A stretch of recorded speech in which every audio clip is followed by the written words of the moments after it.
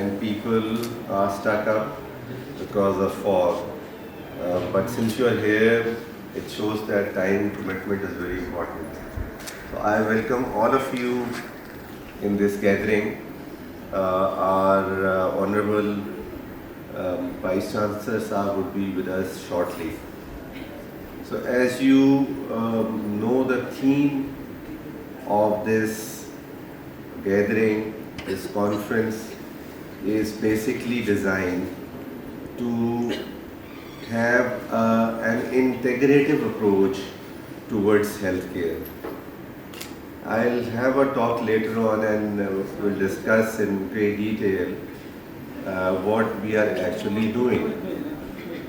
But to start with, initially I would say that as Dr. Maham has already elucidated, that we are trying to incorporate modern scientific discoveries and traditions into our traditional wisdom over centuries, which is very important. And you people, the students, you are the bridging generation. So you are going to bridge the era of separate health systems that also I'll talk about later on, into an arena where all healthcare is under one umbrella. To our faculty, to our researchers, your job is not only academics, your job is to produce this new bridging generation, and also your job is also to do research so that all the traditional wisdom is validated by research, so that the world today knows that these values that we carry are not just values, these have scientific background as well. I wish and hope that you have very fruitful day today. And before I end, I would like to express my gratitude to my team, to the Vice Chancellor Sahab, and to everybody in the University, Qarshi organization and Qarshi Foundation. I would especially, these were Doctors Khalik Ahmed Sahab, Rizwan Asif Sahab, Mudassara, Abdur Rahman, so that I don't miss anybody. Shehla, Sania, Sidra, they all work with me. Everything that is good that is going to happen today is because of them. Any shortcoming, and I am sorry I forgot Maham's name. इसको कहते हैं चिराग तले अंधेरा खुले देखिए इसलिए. Thank you very much.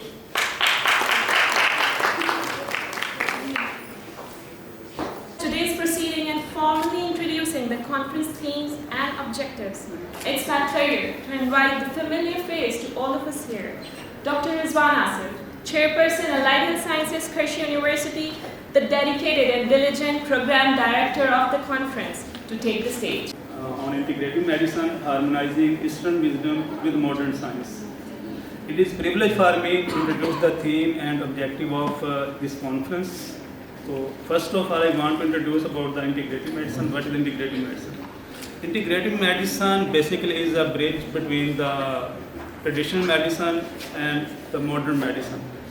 Traditional medicine, in which we use mostly the lifestyle and the traditional and herbal medicine, as well as the regimental therapies.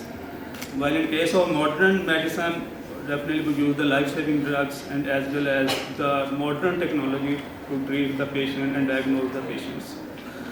तो अगर हम आज इस कॉन्फ्रेंस की इम्पोर्टेंस या थीम या ऑब्जेक्टिव की हम बात करते हैं तो इसमें सबसे पहले जो हमारे एक ऑब्जेक्टिव है वो ये है कि व्हाट इज़ इंटीग्रेटिव मेडिसिन, और उसकी इम्पोर्टेंस को हमारे जो पार्टिसिपेंट है स्पेशली जो हमारे अंडर जो स्टूडेंट्स बैठे हुए हैं, मे बी शायद वो इंटीग्रेटिव मेडिसिन के टर्म से अवेयर ना हो, उनको इंट्रोड्यूस करवाना है कि इंटीग्रेटिव मेडिसिन बेसिकली है क्या और उसकी इंपॉर्टेंस क्या है। तो अब इस इंटीग्रेटिव मेडिसिन की इंपॉर्टेंस को उजागर करने के लिए हमने एक ऐसा प्लेटफॉर्म प्रोवाइड किया है जिसमें हमने डिफरेंट बैकग्राउंड से लोगों को हमने इन्वाइट किया होगा, जिसमें फॉर एग्जांपल हमारे पास ट्रेडिशनल मेडिसिन के लोग भी होंगे, जिसमें हमारे पास इंटीग्रेटिव मेडिसिन के एक्सपर्ट भी होंगे, हमारे पास मेडिकल डॉक्टर्स भी होंगे और उसके साथ साथ हमारे पास रिसर्चर भी होंगे। अब ये जो डिफरेंट बैकग्राउंड के जो लोग होंगे, इन सब का बेसिकली पर्पज़ एक ही होगा कि किस तरह हम एक इंटीग्रेटिव मेडिसिन को यूज़ करके हम हेल्थ की बेटरमेंट के लिए काम कर सकते हैं और हम ह्यूमैनिटी को सर्व कर सकते होते हैं। उसके साथ साथ अगर मैं बात करूं तो हमारा जो कॉन्फ्रेंस का जो मेन थीम है या मेन टाइटल हमारा है वो नेटमेड है, यानी नेचुरल मेडिसिन है। ओबियसली हमारे जो ज़्यादातर पार्टिसिपेंट होते हैं वो नेचुरल मेडिसिन से बिलोंग करते हैं, तो और हमारे जो ज़्यादा एक्सपर्ट हैं या जो हमारे जो ज़्यादा स्पीकर आ रहे हैं वो भी नेचुरल मेडिसिन से। तो बेसिकली इसका पर्पज़ ये होता है कि ताकि हम अपने पार्टिसिपेंट्स को ये बता सकें कि नेचुरल मेडिसिन के अंदर भी इनोवेशन आ चुकी है, नेचुरल मेडिसिन के अंदर भी बहुत ज़्यादा रिसर्च हो रही है। मतलब जैसे गार्लिक का नाम, क्लोव का नाम, करकुमन का नाम, यही नेचुरल मेडिसिन नहीं है, बल्कि अब आइसोलेशन तक चली गई बात, अब मैकेनिज्म ऑफ एक्शन तक बात चली गई है। तो लोगों को बेसिकली इसकी भी इंपॉर्टेंस के बारे में बताना है। उसके साथ साथ अगर मैं नेक्स्ट अगर बात करता हूँ तो साइंस में हम एक जैसे रिफ्रेशमेंट कोर्स होता है उस तरह करवाते हैं। जैसे नेक्स्ट हमारा जो फर्स्ट नेटमेड थी वो GIT से रैली में, तो हमारा फोकस था वो हमारे स्पेशल जो बिगनर होते हैं, तो अगर मैं इसमें देखूँ तो ये सबसे इम्पोर्टेंट हमारा ऑब्जेक्टिव होता है कॉन्फ्रेंस वो networking and collaboration.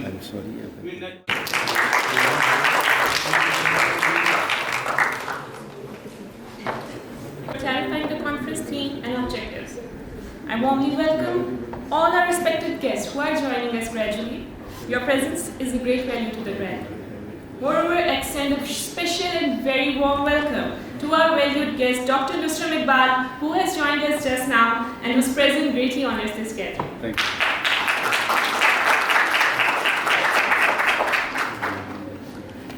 Ladies and gentlemen, we now move into the heart of the conference, the plenary session, a forum where knowledge, vision, and leadership converge to set new benchmarks in the field, shaping the future of integrative practice. I sincerely welcome our Vice Chancellor, Qarshi University, Professor Dr. is truly inspired global voice in traditional and integrative healing. Hakeem Rosaina. She is internationally recognized as one of Malaysia's 100 most successful people. With over a decade of dedicated service, she has worked tirelessly to elevate traditional healing knowledge to a level that stands confidently alongside modern medicine. A pioneer of FITRA-based biopsychosocial spiritual model and a healing leading authority in Islamic science and Islamic psychology. She is the founder of Ibn Sina Wellness and the creator of the Fitra Destiny Transformation Formula.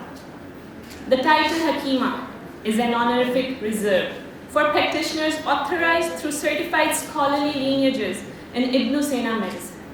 And she is a registered practitioner under Malaysia's Ministry of Health Act 775. An accomplished international speaker and author of over 1997. Nurturing healing of the body, mind, soul, and spirit. So let's begin our voyage and hear from Hakeem Rosaina, who has graciously spared her scientists, policymakers, and honored guests.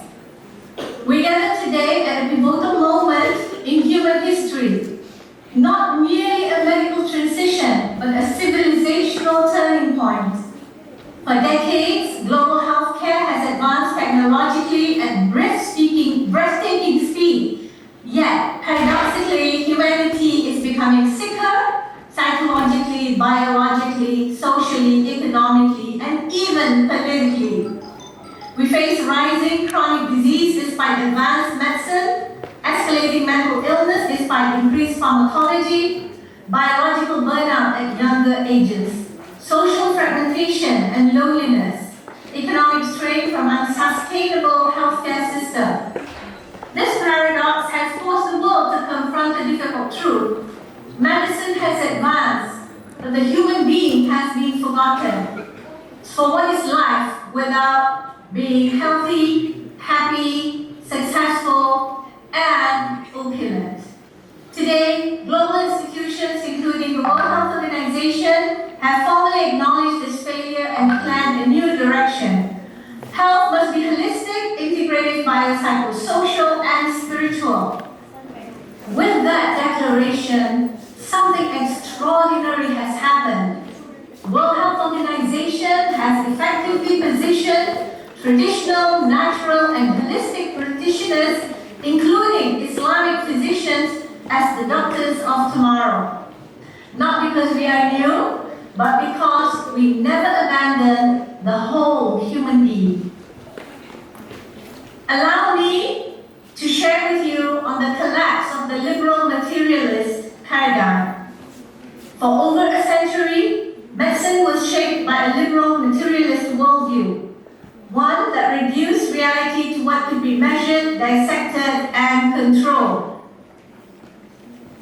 Now, this worldview amazingly has produced technological brilliance, but also systemic failure. We are facing now psychological consequences. Anxiety and depression have reached epidemic levels. In Malaysia, this stress, anxiety, and depression or mental health is the second largest disease. Suicide is now among the leading causes of death in young adults all over the world. Trauma and related disorders are increasing across all societies. And with this psychological consequence comes the biological consequences. The body reacts with chronic inflammation, which underlies most non-communicable diseases. Autoimmune conditions are accelerating. Metabolic disease is appearing earlier in life. Social consequences. So when the biology breaks down, we all face social consequences.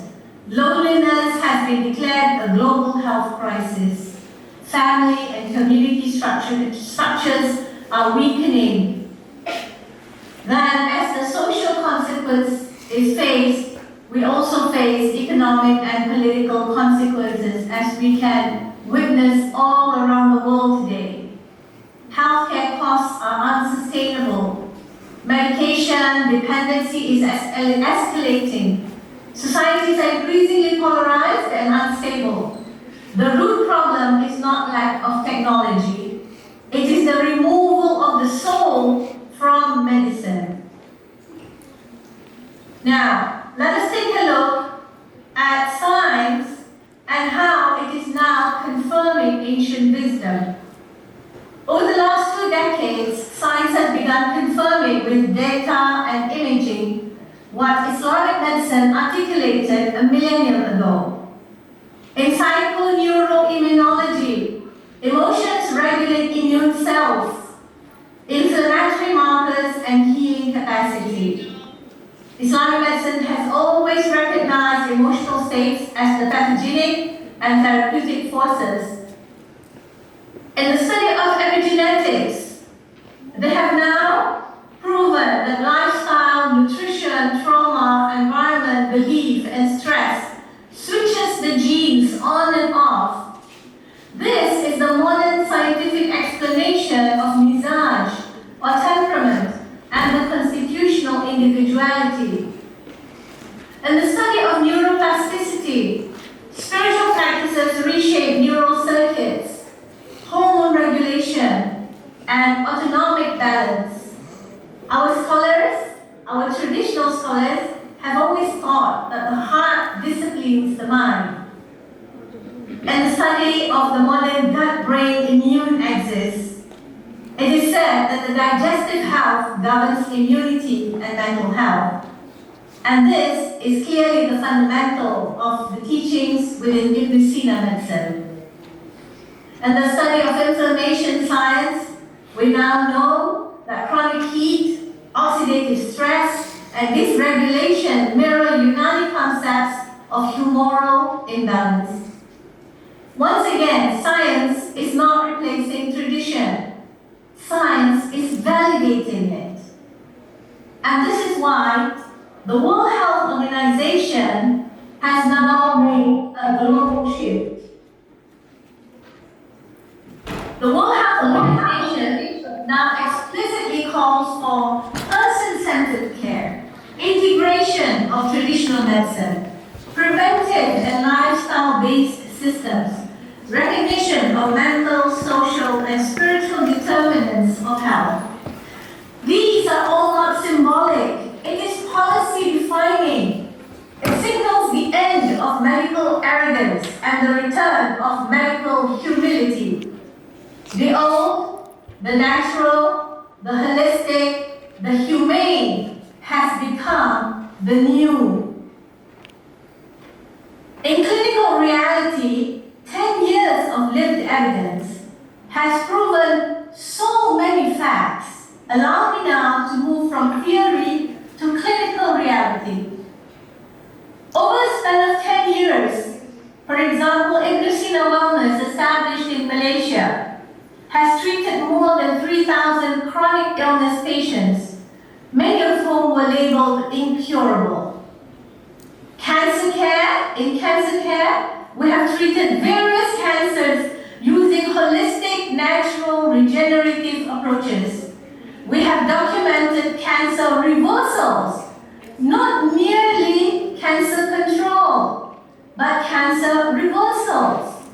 We have observed the healing process that takes place from the natural source of the body.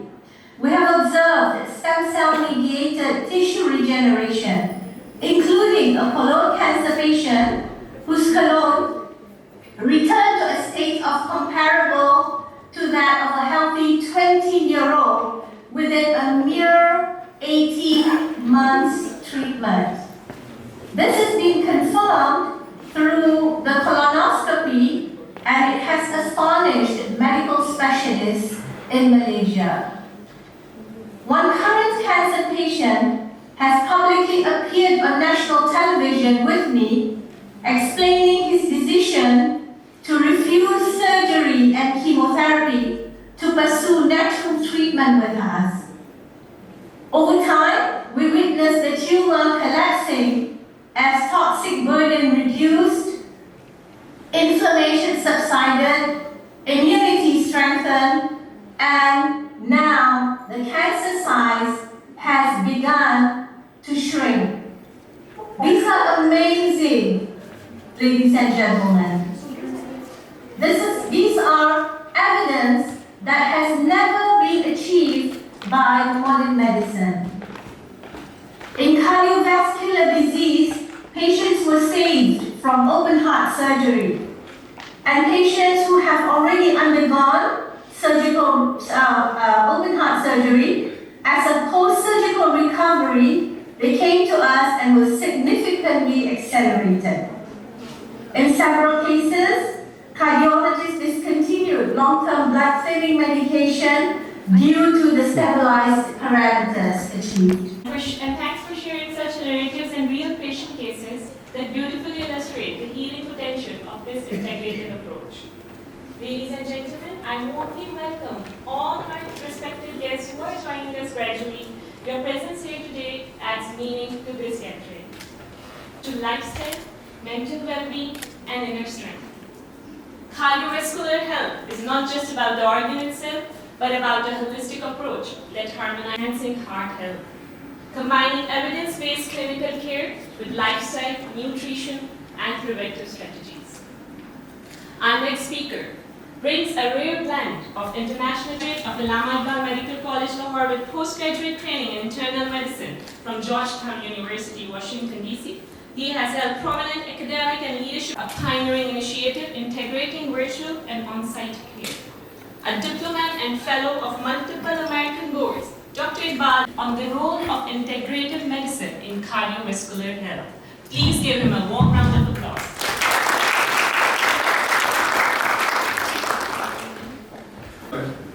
तो हमारी अपना की conference हो रही है आजकल पाकिस्तान में, लाहौर में, and I am the chair of that meeting.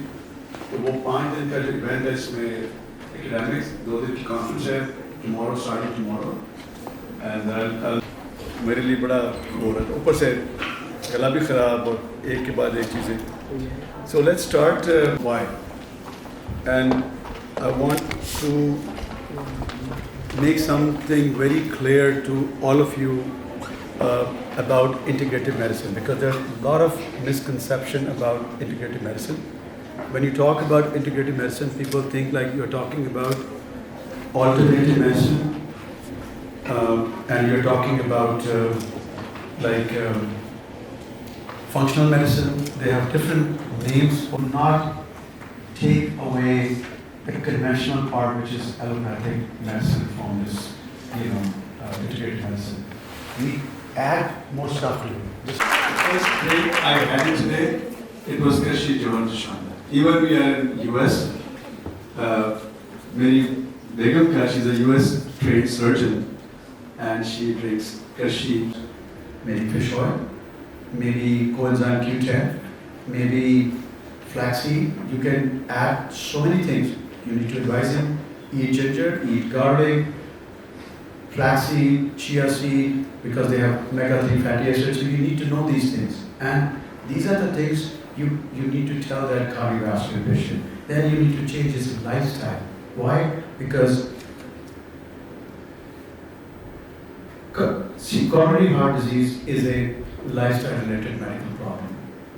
Purely, 80% of it is due to your lifestyle and bad habits.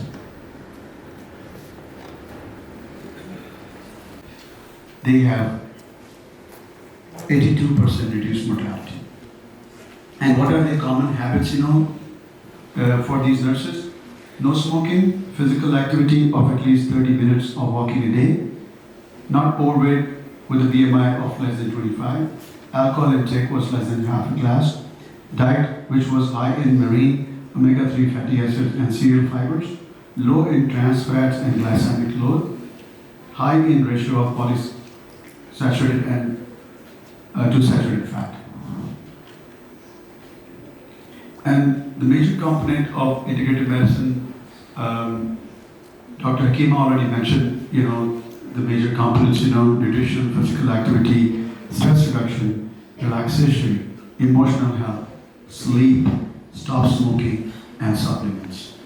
So this is how you integrate cardiovascular patient and cardiovascular health. So did you see that? I have not mentioned anything about medicine and testing. All these things are natural. This is how you need to integrate these modalities into the patient's cardiovascular health. And these are the pillars of lifestyle as well. Challenges in dietary change. Ultra low fat may worsen omega-3 fatty acids deficiency. Some of you just cut fat completely off from your diet. That is also not right. Because if you reduce one component from your diet, let's say you reduce fat to 0, then you will start eating carbs or maybe proteins. So same thing, it's vice versa. So there are different diets came in the past, some are predominantly like a South Beach diet or Atkins diet, high protein diet. So moderation is the way to go. You can have anything you want to, but look at the Mediterranean lifestyle, Mediterranean diet. It has everything. It has proteins, fat, but you need to know what is a good fat, what is a bad fat. So you need to have everything in your diet, but in moderation and right quantity and the right stuff. So let's say you are having cookie. Cookie has trans fats, especially in Pakistan. We use butter, and we prefer to have desi butter in our cookies, and we enjoy it. So now there's a new thing coming up recently, but anyways, so trans fats are bad. All these chips you eat outside, all these outside food or you're eating in hotels, they are very high in trans fats because they use different things like processed food. So processed food is not good. Problems in typical American diet. Obviously, these are the same problems everywhere, not just in America. They're high in omega-6 fatty acids, the way we are eating unhealthy fats, saturated fat, trans fats, high glycemic foods. Look at, we put instead of this water, we put cola in front of us, you know. So you are consuming all this sugar for no reason. Additives, sodium content. So the average sodium we are using right now, like an average person is consuming 3,300 milligrams per day, but in reality, it should not be more than 2,300. Underutilized nutrients. What are those? You need to include those cardiovascular patients when you're talking to them. You need to add some kind of like fish in their diet. They need to have fish twice a day. They need to tell them to have vegetables in good forms, not like just you know, the way we cook it. That's the wrong way of cooking. Steamed vegetables and not too much cooking. So because you destroy all the vitamins and the beauty of that and the nutritious power of that vegetable when you cook too much in oil. So even if you're enjoying your okra, very healthy food, high in fiber, but the way we cook it, we first fry it and then we keep cooking it and there's nothing left, just the fiber. So that is what you get. And you lose all your vitamins from there. Trans fats, just look at the last line of that. It raises all of the bad stuff. It raises LDL, lowers HDL, and raises triglyceride. So when you are dealing with a cardiovascular patient, you need to discuss these things. This is where integrated plays their role. Choose the right fat. Olive oil, very good. It has, you know, it is nuts, avocados, seeds, and cold water fish. There are some slides, I'm going to switch it because of the time constraint, because this is a very lengthy talk. I'm just I'm highlighting those things which you need to know, because everyone asks, you know, should we take fish oil or not? So yes, there are studies which supports taking fish oil, and it's healthy for cardiovascular patients. So when you are dealing with your cardiovascular patient, there is no harm in adding fish oil to their medications. Or fish, natural. Yeah. So there are animal source of omega-3 fatty acids, and there are plant source, ALA. In plants, the best thing is chia seed. You can have flaxseed. You can use these things. Flaxseed is something very special because it is not having just omega-3, it also has fiber, soluble fiber, which is very good for your colon, because all these things, it also helps in microbiome as well. Microbiome is another big topic, how it plays its role in cardiovascular health.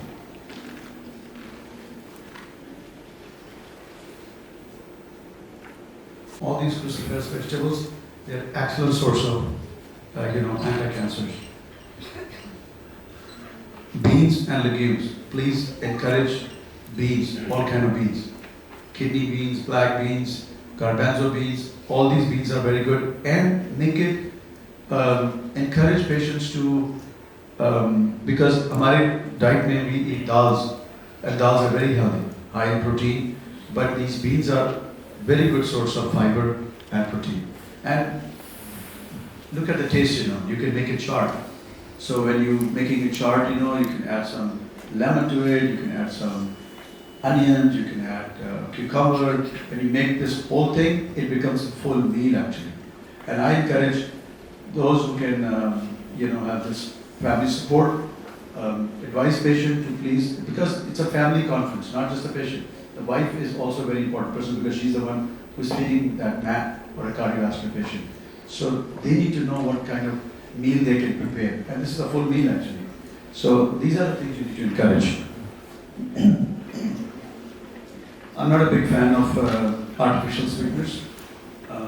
You guys, you use it because what it does, it causes weight gain with different mechanisms, and it also alters your microbiome. So that is one of the reasons I don't encourage. There are some slides I'm going to skip fast because I was just talking, trying to make it more compact. So high protein diets have increased in popularity over the past decades and have been especially touted for weight loss and treatment of diabetes. But they have complications. Those with high plant protein intakes had a lower risk of diabetes than those with higher saturated fat. So plant proteins are good, but animal proteins eat in moderation because they have saturated fat, high content of saturated fat. Red meat, beef, chicken, they're all same.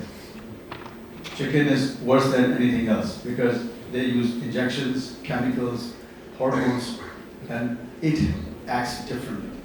So, and red meat is a different, but main thing is moderation. Again, I'm gonna focus on this word, moderation. Because the patient needs to live as well. So you don't want to take away the fun part from his life.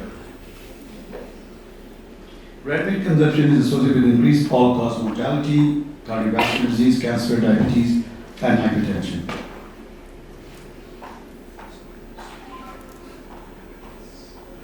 Some other good source of proteins.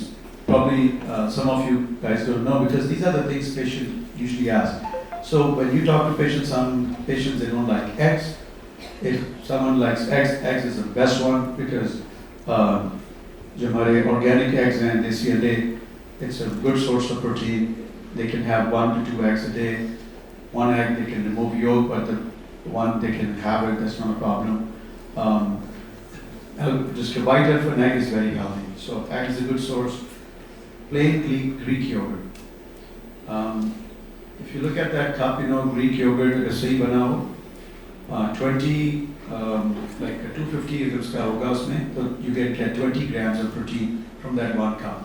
In US we get those one small cup, and a brand hai, Chobani hai, they usually monitor the protein content, so you can get, because some of the patients they may not like eggs, so you can substitute in the breakfast, they can have yogurt, and yogurt also have probiotics as well, so it is very healthy, and probiotics helps differently because they maintains your gut lining, and the gut lining, because there are some toxins which enters from your gut into bloodstream, and you can lower your insulin resistance by having a good diet and good probiotic in your gut.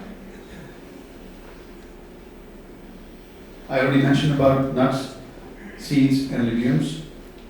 All sorts of nuts are good actually, except peanut, but again, if you like it, in small amount. Almonds, pistachio, or cashews, they're good. Walnut, they're a good source of omega-3. Flaxseed, I already mentioned earlier, it's a very good, so when you prescribe flaxseed, tell them to grind it actually. Not to consume just, the way, some of you guys know, like, you need to grind it, and when you grind it, eat it fresh. Because if you keep it like that, it loses its effectiveness. So, I know there's someone who was making this powder in Pakistan, and I love that idea because they grind it and they pack it in a package, So you just open it and dissolve it in water and you can eat it. So it is a medical, food actually because it helps in cardiovascular, it helps in women's health care because it has an anti-estrogenic effect as well. Fiber, cholesterol lowering, just name it. It has all these benefits. Beverages. Whenever you have try to drink water, and avoid sodas if you are at, like once in a while it's okay, like if you are enjoying a burger, or some kind of special food and you want it to be with the soda, then it's okay, but not to make it a habit of drinking Coca-Cola, Pepsi every day, because in Pakistan they think your dinner is not completed without having sodas on the table. And one thing I can suggest to Dr. Misbah, because Qarshi is also doing a great job in this community service, making all these purple products. Club soda, which is like a sparkling water.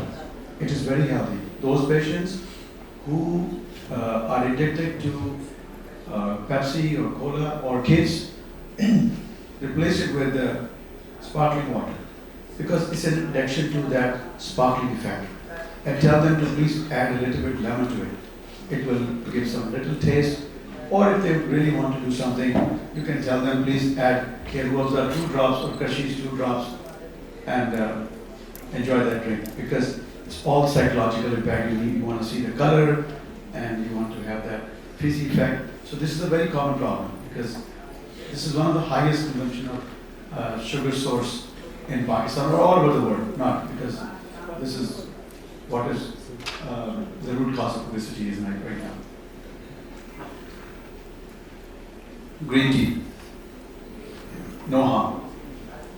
Encourage green tea because most of the stuff we do it actually it's a psychological impact. We want to have tea instead of having regular tea. It is good as long as you're drinking black tea, but switch it with this one and don't add sugar to it. Develop taste. Tell the patient they need to develop taste, So this is what you're seeing right now. Like I'm talking at this point, I do the same thing with my patients as well. So if somebody is telling me like I can wrap up this visit in 10 minutes, I can't. Because this is what the cardiovascular patient should know. It's a complete lifestyle. He needs to know what he needs to drink, what he needs to eat. This is what integrated medicine is. Coffee. Yes, benefit. Coffee has anti-inflammatory and antioxidants, melanoids and lignans. And microbiome, I already touched. Why microbiome is important? Because when they studied atherosclerotic plaques, they noticed that some bacterial particles in those plaques, and those particles, they were from the gut. This is how they connected that microbiome is also playing a role in inflammation in these, dietary approaches to stop hypertension, emphasizes fruits, vegetables, and low-fat dairy, and ultimately benefits cardiovascular health. Coenzyme Q10. Now we are using it. There's some studies support use of coenzyme Q10 in CHF patients because it is supplies cells with energy, prevents lipid oxidation, and reduces inflammation. Your patients feels better, the CHF patient, they feel much comfortable when they take it. And I started using it 25 years ago actually, because 50% of my patients who were on statins, they were responding very well, especially myalgia. So a lot of times patients stop taking statins because of muscle aches, and they're not myositis, they're myalgias. So myalgias and myositis is two different things. So you order CPK level, you check it, cardiac enzymes, CPK is when you develop muscle inflammation. If it is normal, it is not myositis, it is myalgia. And I noticed like 50% patients responds to coenzyme Q10 when you combine statin with coenzyme Q10. So I think there's no harm in combining coenzyme Q10 with the statins.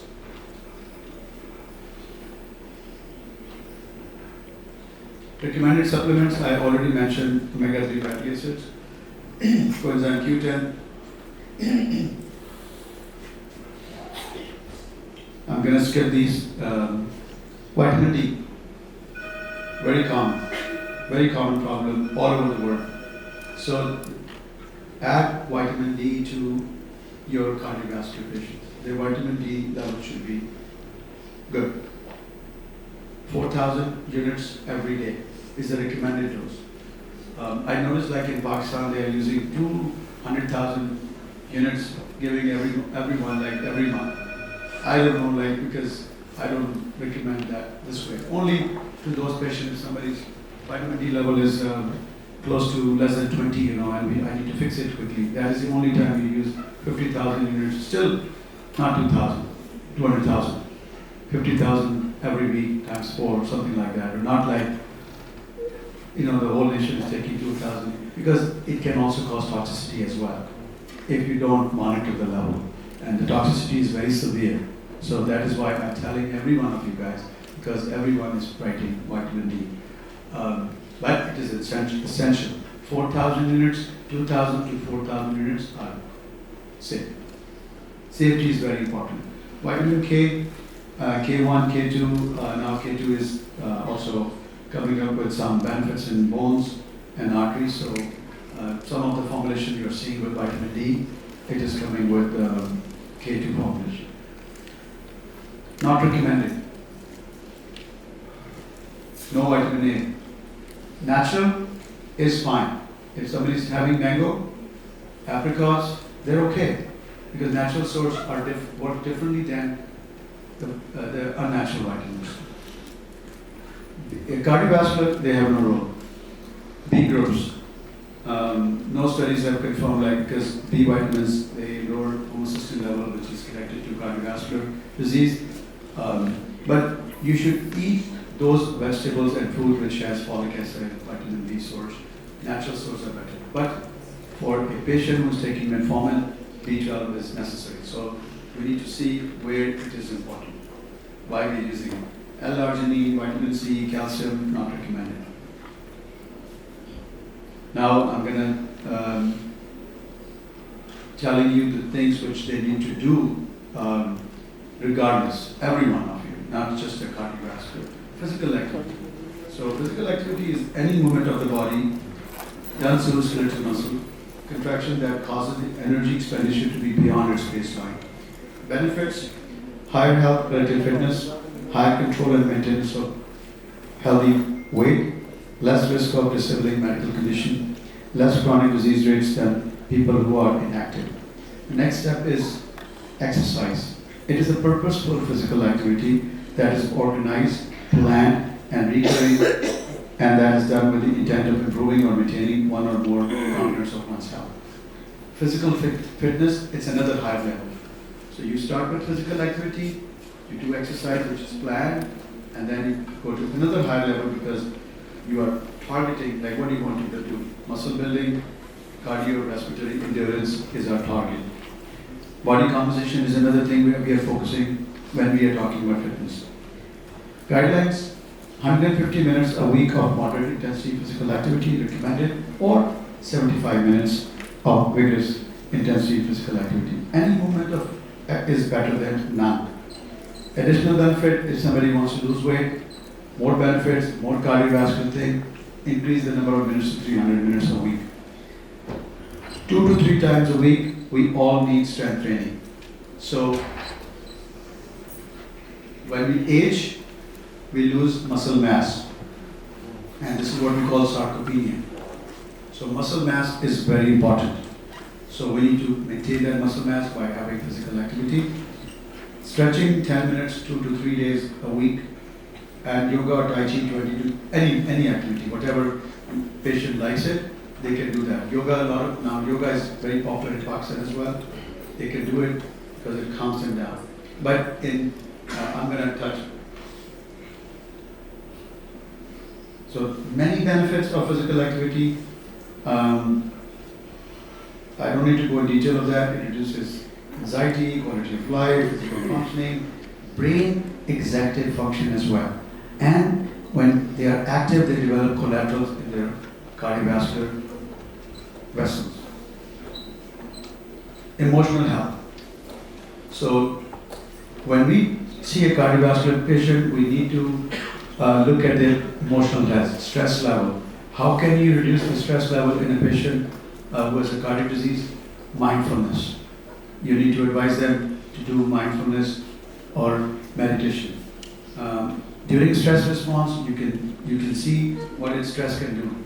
Nervous system gets hyperactive, cardiovascular, heart rate goes up, breathing gets hyper, your cortisol level goes up, all these are stress response. So what you do all these non-pharmacological activities like mindfulness, exercise, meditation, relaxation, abdominal breathing, so many things.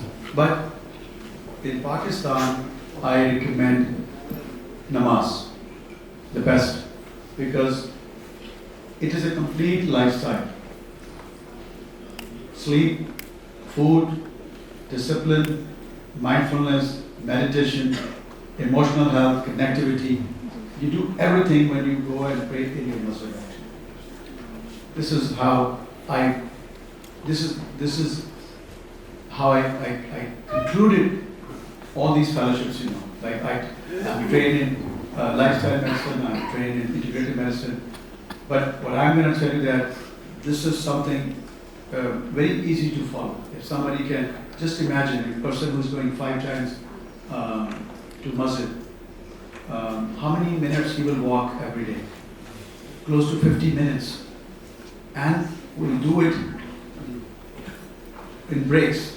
He will take multiple breaks, you know, and that is the more. And then he will go and meet his friends, his connectivity. All these things help in your mind, your body, and your cardiovascular health. Sleep. I'm going to focus on this thing because if someone asks me what is the number one thing I can do to fix everything, is sleep. And everything rotates around sleep. So let's say somebody is doing intermittent fasting, or if I advise someone to please eat at 7 p.m. at night. So he says, Dr. Iqbal, yes, I am eating my dinner at 7 p.m. Every night. And but then I came to know that the same patient was sleeping at 2 in the morning.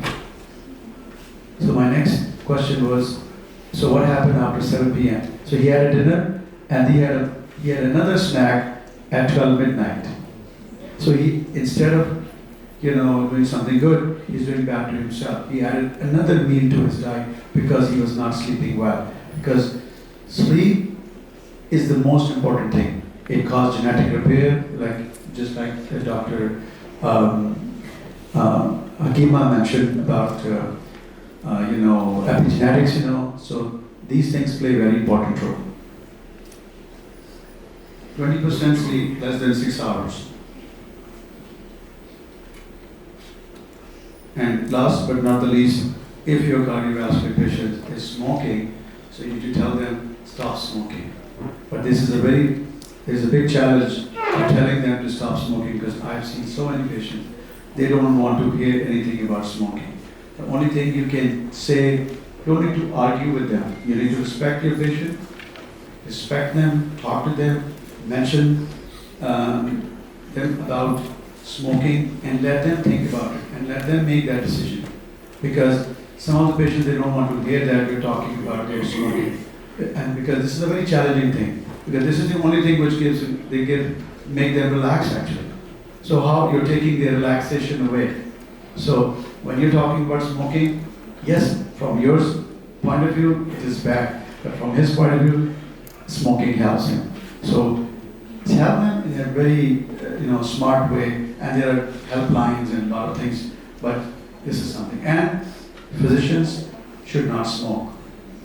Because whatever I'm saying today, I try to practice it myself. So if I'm not going to become a role model of my own, then I don't have a right to teach my patient that to lose weight or to stop smoking, and if I'm smoking, and he's same thing. So this is something I'm just going to let you know that whatever you preach your patient, you need to practice yourself as well. So you need to become a role model. So this is how I will conclude. If you have any questions, I'll be happy to answer your questions. And thank you again, everyone, Dr. Mayan, Dr. Misbah. To include balanced diet, yoga, regular exercise, physical activity, and overall fitness in our daily lives. Most importantly, the option I like is the sleep or the sleep. Lives, most importantly, mindfulness as well through namaz. Because true health begins with the choices we make ourselves every day. And thanks for the invitation as well. The very big name. Ladies and gentlemen, and मेरे मोहतरम मेहमान गिरामी, अगर हम इज्तिमा को ज़रा अपनी निगाह से देखें, तो हम कह सकते हैं कि हम यहाँ सिर्फ एक कॉन्फ्रेंस के लिए जमा नहीं हुए, बल्कि एक आला मकसद के लिए मौजूद हैं। ये मकसद मरीज़ की सिर्फ जिस्मानी सेहत तक महदूद नहीं, बल्कि उसकी ज़हनी और जज्बाती सेहत, जो अक्सर नज़रअंदाज कर दी जाती है, पर मुश्तरका तौर पर काम करने के लिए जमा हुए। और अगर इस नुक्ता नज़र से देखा जाए तो आज यहाँ मौजूद हर फर्द इस आला मकसद का शरीक और फाल हिस्सा है। लिहाजा मैं आप सबका तहे दिल से मशकूर हूँ कि आपने इस अजीम मकसद का हिस्सा बनकर इस कॉन्फ्रेंस को अपनी शिरकत से नुमाया बनाया और हम मिलकर इसमें तहकीक और इसकी अमली नफाज में अपना किरदार जरूर अदा करते रहेंगे इंशाअल्लाह। Again, I would like to warmly acknowledge all our honorable guests, renowned speakers from across Pakistan and even abroad, members of the National Council for TIB, dedicated participants who have traveled and invested their time and finally reached the auditorium and privileged to be part of this meaningful platform.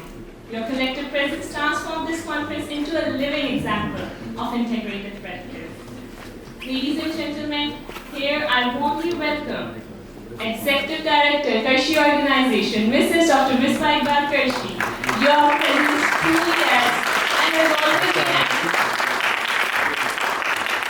been of recognition to our valued guest, Dr. Nusram Iqbal, in acknowledgement of his esteemed presence and valued contribution to this gathering. Please give him a warm round of applause.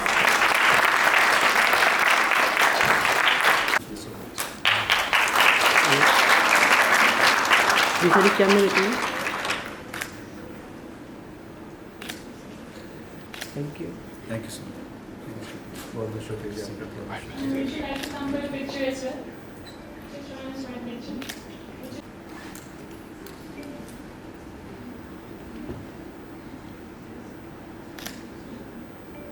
Islamic University of Bahawalpur, later earning an MPhil in clinical therapeutics and a PhD in medical sciences from the University of Toriyama, Japan. He has currently a postdoctoral research fellow at the Joslin Diabetes Center, Harvard Medical School, where his work focuses on metabolic and inflammatory disorders, cell-to-cell communication, and aging.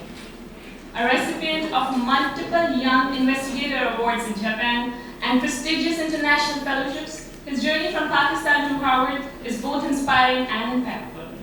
Please join me in warmly welcoming Dr. Raisala Nawaz, who will present From Inflammation to Metabolism, Insights into Obesity and Type 2 Mechanism, Diabetes Mechanisms. Please warmly welcome him.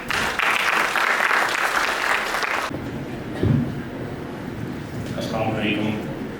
So first of all, I would like to thank the organizer, Professor Humayun Sarab, and Rizwan Asif for inviting me to give a lecture at this exciting, I would say, meeting. I enjoyed first two talks of this plenary session. Both of the speakers, they talk about cancer, and when you go back and read your books again, then you will remember most of the words of my talk today.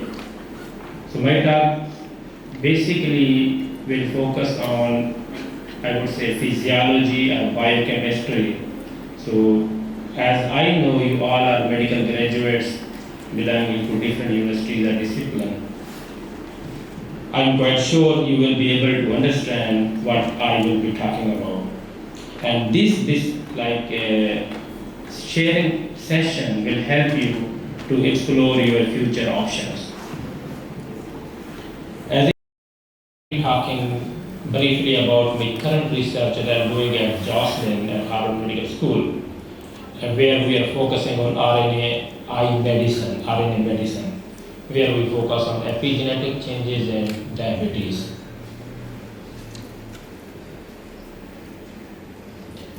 As you all know, that the prevalence of diabetes is increasing day by day. I am showing you here briefly that if we compare the prevalence of diabetes in 1980 to last decade, it's almost doubled. In 2014, all over the world we had 422 million people. Not only the prevalence, the numbers of the patients, I would say 3 to 4 times are increased in last few decades. It means after cancer, diabetes is the main leading cause of health issues, or even I would say mortality all over the world. Just for undergrad students, I just brought this slide to make you understand when I talk about any disease mechanism, you will be able to understand the basic concept. Whenever we say diabetes, there are two kinds of, I would say, factors that contribute to pathogenesis of diabetes. Major impact is for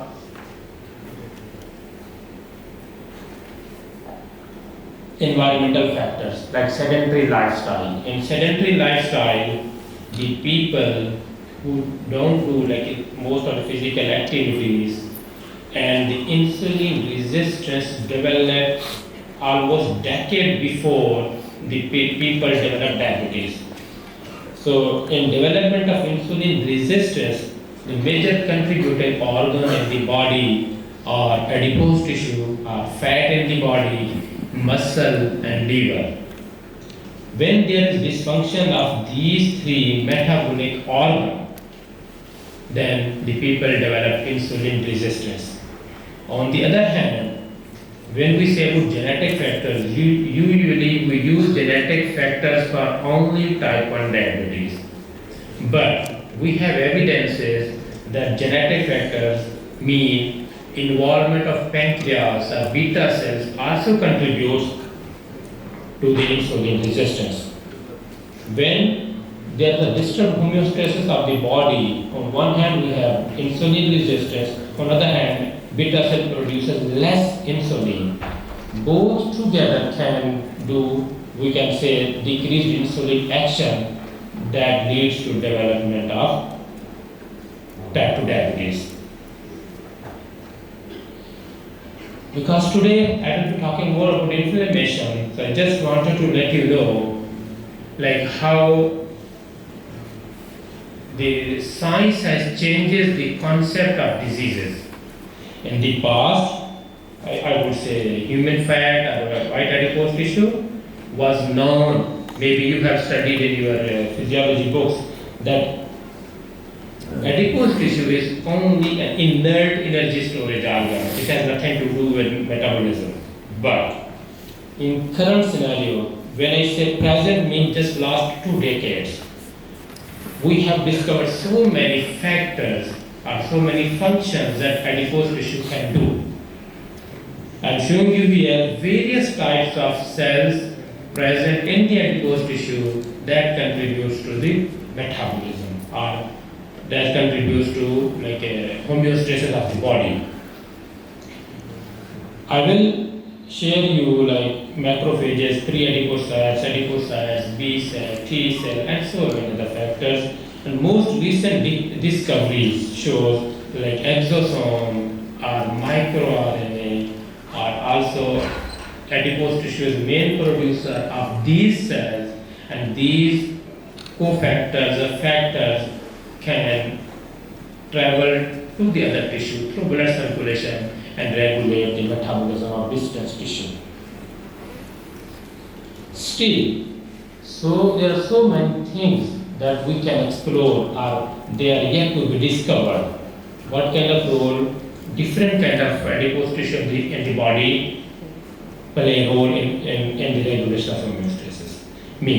In our body we have different kinds of fat depots. Even though we have major fat depots, subcutaneous fat or visceral fat or bone fat, but there are so many like kind of fats in muscle, in kidney, and liver. So all the fat, wherever they are present, they play a different role.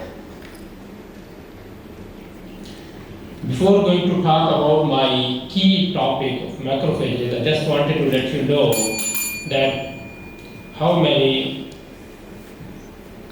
this bell from what? Huh?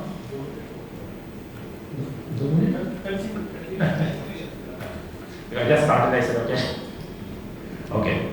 So, adipose tissue constituents includes adipose stem cell, adipocyte progenitors, adipocytes, fibroblasts, rhead, exosome, and least I'm talking about more immune cells. And as you all know about immune cells we have B cell, T cell, but my interested topic, what I did focus for a decade on macrophages. All these cells, I'm showing you here, the constituents of adipose tissue, communicate and interact with each other as well as with other organ and tissue cells to regulate various physiological processes, including glucose metabolism. As I mentioned, when I joined University of Toyama, I was more interested on macrophages. And in macrophages, we focus mainly on tissue-resident macrophages. Here I am showing you the phenotype of adipose tissue-resident macrophages. When we say the tissue-resident macrophages, based on the external stimuli, they can shape to different phenotype. If the stimuli is coming from IL-4, interleukin 4 or interleukin 13, they shift it towards M2 macrophages. M2 macrophages are well known for their anti-inflammatory functions. And even in mice body, human body, we have more M2 macrophages. These macrophages are more prone towards insulin sensitivity. On the other hand, on left side, if the macrophages stimuli by lipopolysaccharide or interferon gamma, they shift us towards the M1 macrophages that we call inflammatory macrophages. And chronic low-grade inflammation in obesity that leads to the insulin resistance. And when the people develop insulin resistance, they are more prone to develop type 2 diabetes. What is known before the role of macrophages? Macrophages, in lean state, we have different kind of macrophages, and these are known as good macrophages. But when the mice develop obesity,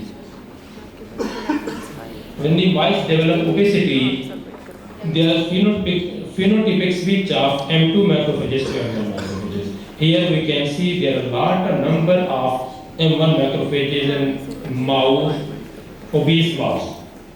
And this infiltration of macrophages in adipose tissue ultimately leads to develop insulin resistance. I have summarized here the known functions of M2 macrophages. As I mentioned, the category of M1 and M2 based on their stimuli and based on their functions. If type 1 cytokine involved, I would say these are towards M1 macrophages. If type 2 cytokine involved, they are towards M2 macrophages. And what is known about M2 macrophages? They are reported to promote insulin sensitivity, meaning they are good macrophages. And obesity increases the number of M1 macrophages, meaning obesity increases the inflammation. When there is increased number of M1 macrophages, means there is more infiltration of inflammatory cytokine, and these inflammatory cytokine promotes insulin resistance. And just one decade before, these macrophages were known to promote browning. Browning is a key phenomenon for whole body homeostasis. The people who lived in cold areas, they have developed this phenomena more. Even female has more brown fat. The browning of fat or browning of white adipose tissue secrete adipokine that are beneficial for homeostasis. So these macrophages are known to promote browning of white adipose tissue upon cold stimulation and improve systemic insulin sensitivity.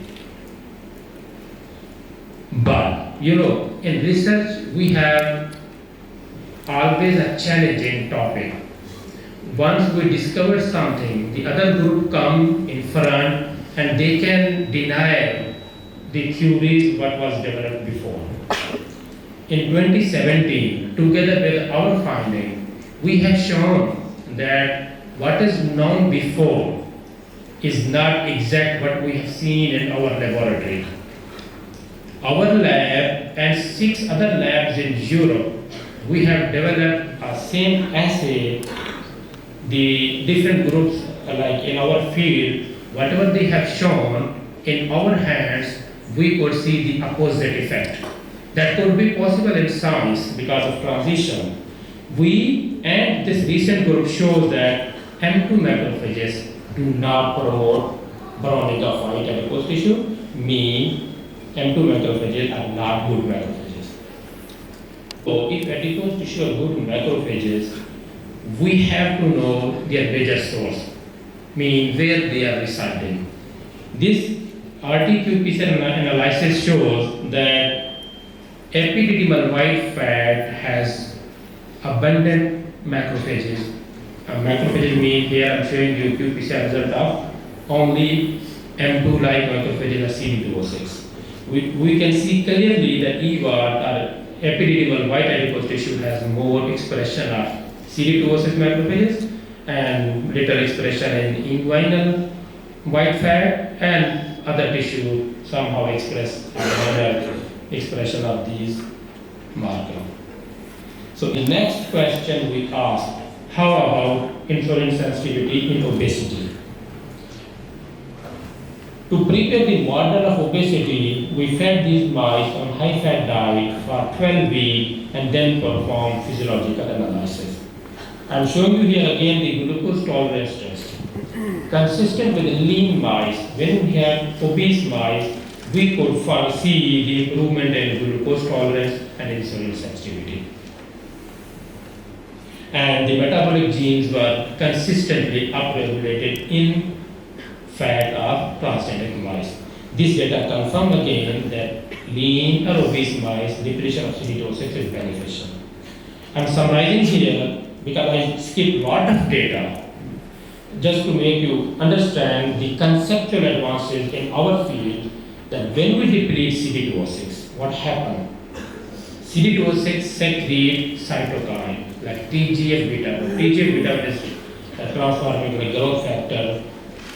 These macrophages secrete this TGF-beta1, and depletion of this TGF-beta1 enhances adipose tissue health. Meaning we could see the increased number of smaller adipocytes, and increased number of smaller adipocytes, the mice become metabolically healthy. And we have provided the evidence that macrophages can crosstalk with stem cells or progenitor cells. So when we deplete macrophages, the progenitor cells are now free, they can proliferate, and they can cope up with the metabolic stress. And we have also some data to show that depletion of CD206, instead of making worse, it promotes browning. What was known before? Macrophages promotes browning. But our study has shown that when we deplete, then we have increased browning of white fat and increased browning of white fat.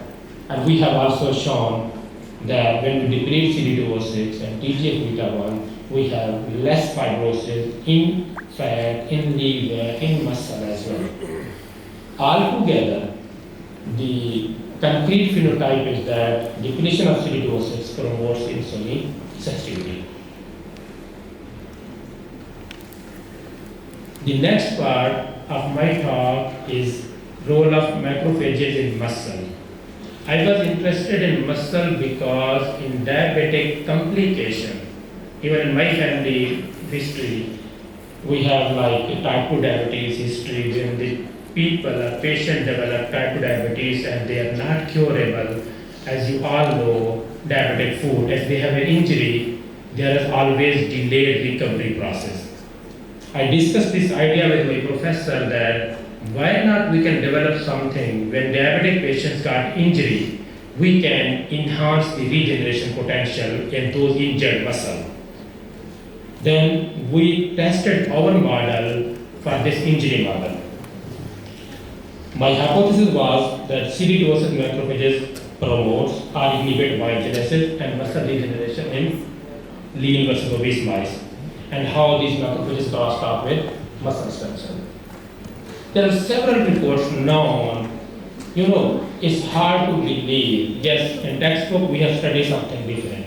But when we do research, the latest research, to make it concrete idea, it takes decades. So for these 2 decades, we have just running around within this circle, what to teach to the students, whether macrophages what are the concrete role of macrophages. What is known before, these macrophages are good macrophages and they can promote muscle regeneration. Here there are a few studies I'm showing you here. In 2010, Uezumi group in Japan, they have discovered one of the special fat cells in the muscle. I'm showing you name here is fibroadipogenetic progenitors. Fibroadipogenetic progenitors in the muscle has the potential to facilitate muscle regeneration. I just summarized the function of FAPs or fibroadipogenetic progenitors. When you deplete FAPs, recovery becomes slow. And when we activate FAPs, then we could have healthier muscle. Then we hypothesized that macrophages could communicate a crosstalk with these FAPs and facilitate muscle regeneration. Then again, we went to the review literature, and here I draw this manual diagram to show what is known before the role of macrophages. When there is injury to the muscle, any kind of injury, physical injury, so first phase of immune cell is M1 macrophages, is first 24 hours. After 24 hours, M2 macrophages or anti-inflammatory cytokine comes to the injured area and they start walling off effect of this injured area. From day 3 to day 14, there is other population of macrophages called CD206 or M2-like macrophages come to the injured area and it can promote muscle regeneration. As we can see, the CD206 macrophages are peak high at day 7 of injury. What we did, we deleted these macrophages at day 7 and then we tracked down their downstream effect on muscle regeneration. Here is our experimental model. We have the mice, CD206 like diphtheria toxin receptor overexpression, and then we injured the mice with the cardiotoxin. Directly we injected cardiotoxin to the gastrocnemius, tibialis, anterior muscle. And at day 7, I depleted CD206 macrophages. And then I tracked the regeneration analysis. Maybe you are not familiar with these histological images. So these are like images of the muscle fiber after injury. The muscle that has central nuclei are newly regenerated myofibers. Here I have quantified the cross-sectional area and number of centrally nucleated fibers. We could see depletion of CD206 almost increased double the number of newly regenerated myofibers. As you might know that myopathy is one of the well-known differentiation markers for muscle or myogenesis or myoblast.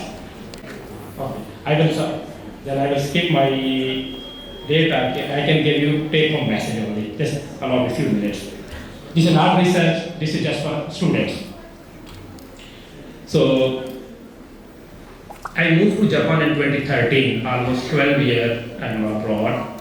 So what I learned, maybe you will get this message, my experience, that willingness to embrace challenges, often committed to over 15 hours of daily work. Ability to thrive under pressure, effectively balancing expectation and responsibilities. Our dedication was to engage in high quality research endeavors. I have developed strong problem solving skills and unwavering determination drove continuous progress. But core values develop determination, perseverance, and no fear of failure. And what would you can do? If I'm here today, any of you could be here in my place, that if I can overcome obstacles, I started my journey from small village or from like South Punjab, and now in which group I am engaged. So each of you can do those things, but you need determination. If I can overcome obstacle and achieve my dream, so can each of you. Success is not just about intelligence or innate talent. It's about having the right guidance, unwavering perseverance, a fiery passion, and boundless ambitions. I think the deficiency in our culture is that we need to have a mentorship. It's our responsibility to find a mentor who can shape your career. Embrace mentorship, for it provides invaluable wisdom and support. Keep your dream close, they help you move forward. When you keep trying, no matter what, you can overcome many challenges. Let your passion be the spark that ignites your path, and let your ambitions be the compass that guides you to greatness. Believe in yourself, you can shape your destiny. Go forth with courage, determination, and the unwavering belief that you are destined for greatness. So at the end, once again, I would like to thank Professor Humayun Saab, Ms. Asif, and all the organizing committee for having me here. Thank you very much.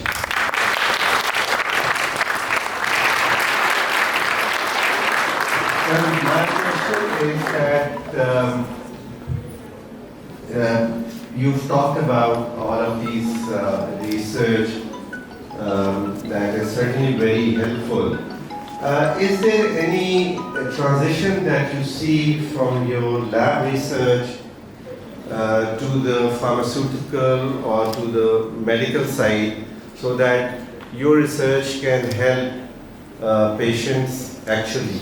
So do you see that, or is it on the way? Thank you very much for the great question. I have a lot of data to show you all. So we are on that way. We have developed monoclonal antibodies against these cells, against these macrophages. And we have patent of these monoclonal antibodies, and these are very effective in diabetes and even in cancer. Now we are moving towards further step for preclinical data we have. We are going for clinical trials. And these progress still is going on in Japan. The work I showed you, and the final ultimate goal, whenever I defended my PhD, the key question everybody asks, what are the translational purposes? If you get 10 years of research, is there any benefit patient can get? Yes. We have developed those therapeutic agents to block this communication, and we can have metabolic health. We have that. You have explored a new chapter for the BMS graduate, that how we can develop pathogenesis against any disease, because there are many diseases, and this is the example that how they can work. My question is that definitely you have done well. Can we incorporate any medicine that are claiming by the herbal physicians for the treatment of diabetes that can affect on these macrophages and have the treatment effect on the general population? Thank you very much. Science is open for everyone. At least in the United States, we don't have any boundary. Everyone can come to the front and develop any therapeutic agent. There is no discrimination of any discipline. Like in Japan, we have Pampo medicine. In the US, we have all herbal medicine and natural medicine, or allopathic, or any therapeutic agent could contribute to this one. We didn't try, even though in my last visit, I don't remember where, I opened the forum for everyone. If you have any idea, if you have any product, if you have any kind of plant extract that you think is beneficial for diabetes, we could try to see their effect on these macrophages. Yes, we have tried multiple in my preliminary research, ashwagandha and some other, we have tried, and those agents did not show any effect on these like macrophage population. These are specific cells, and based on, I would say most genetically, any chemical agent that is motif or sequence is similar to these macrophages, that could be beneficial. Not randomly, but we could have something evidence-based. If the seed sequence or their genetic basis are similar, then we can develop a herbal, let's put aspirin or even metformin. Metformin, how it was discovered. And now is the only, at least at this age, after like Ozempic or something, but metformin is playing leading role to control the glucose. And that was natural product. But yes, we have some, I would say, screening and the mechanistic way and bioavailability If you are as a herbal practitioner want to explore anything, you should go through the literature and study every new aspect of like the research. If you don't know the current research going on, then you are just blind. Keep yourself open, read research paper, latest research paper every day, then you will understand how we can implement these in the current research. You worked on this work. Currently, this is also available in market or not such type of treatment for wound healing. Actually, as I answered a previous question, in market we don't have this one. Even though we have SGLT2 inhibitor effects on muscle regeneration, yes, we could see the effects. If you have those inhibitor combination with those like anti-diabetic medicine, you could have improved. But at least this concept will add, even though patient, when there is injury in the diabetic patients, what happens? There is no circulation to that area.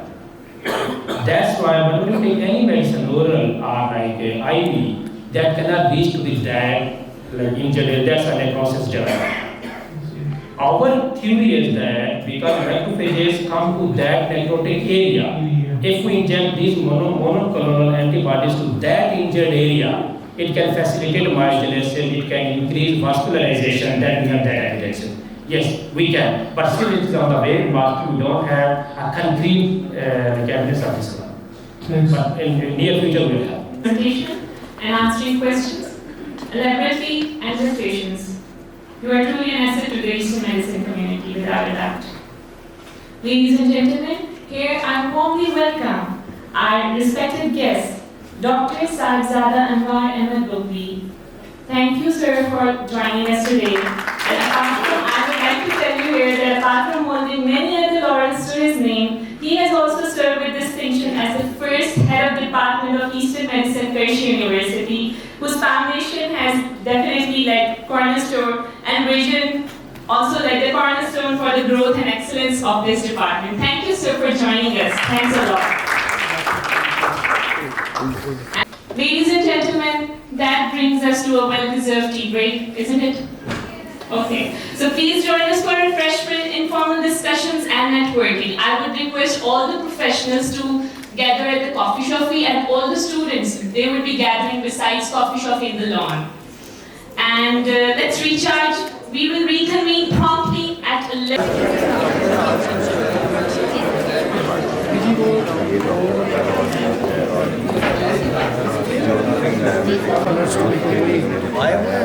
चले गए आखिरी वाली side मुझे पता होता है ये service कैमरे देखेंगे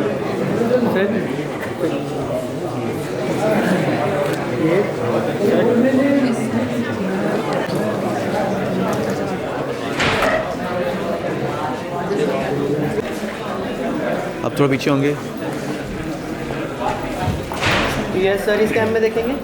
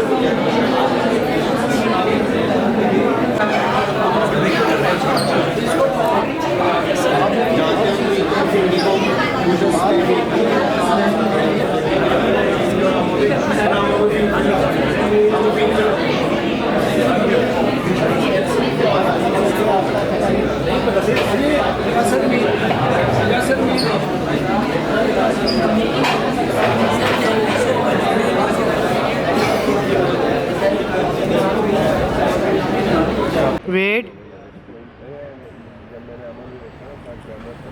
Sorry, okay.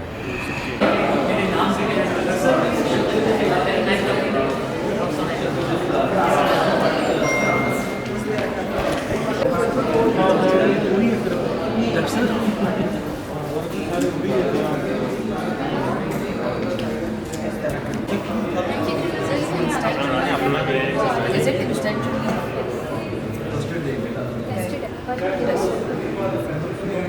So what are the points where you can apply for that?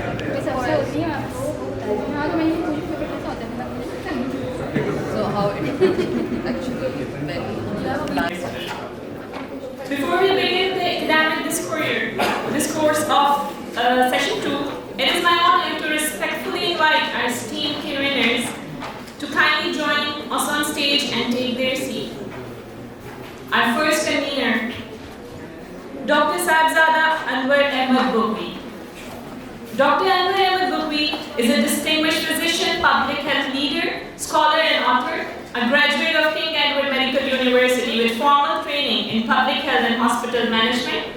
He has served in key leadership roles including Director Health Services, Medical Superintendent of Jinnah and Children Hospital, Lahore, Chief Executive Mansoura Teaching Hospital, Director Development and Planning, Punjab Health Department and Vice Chairman of the Punjab Drugs Quality Control Board.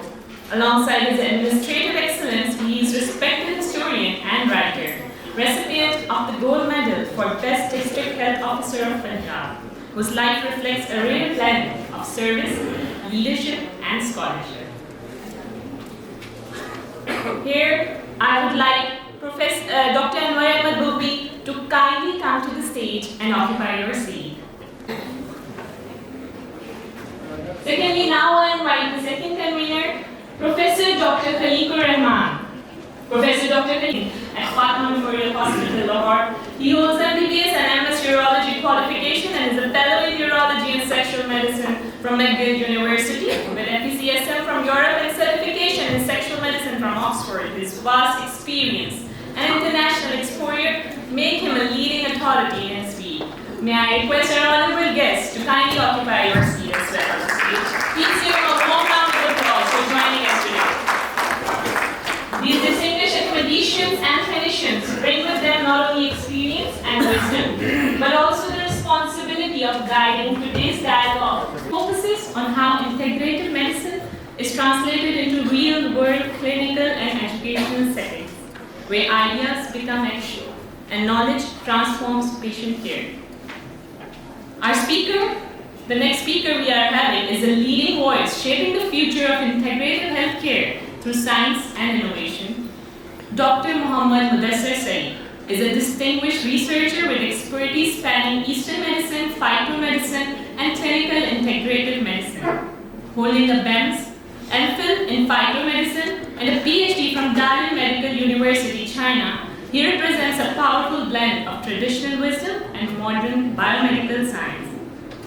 Currently a postdoctoral researcher at the first affiliated hospital of Henan University of Chinese Medicine, his work applies bioinformatics and artificial intelligence to advance traditional therapies and address complex diseases including gastric cancer. Ladies and gentlemen, despite his demanding schedule, he has taken time to join us today via Zoom. Please join me in hearing to Dr. Muhammad Mudassir Saeed, who will present the future of integrated medicine, challenges and opportunities. Please give him a warm round of applause. Esteemed guests, fellow researchers, and their students, my name is Dr. Muhammad Mudassir Saeed. It's my profound honor to speak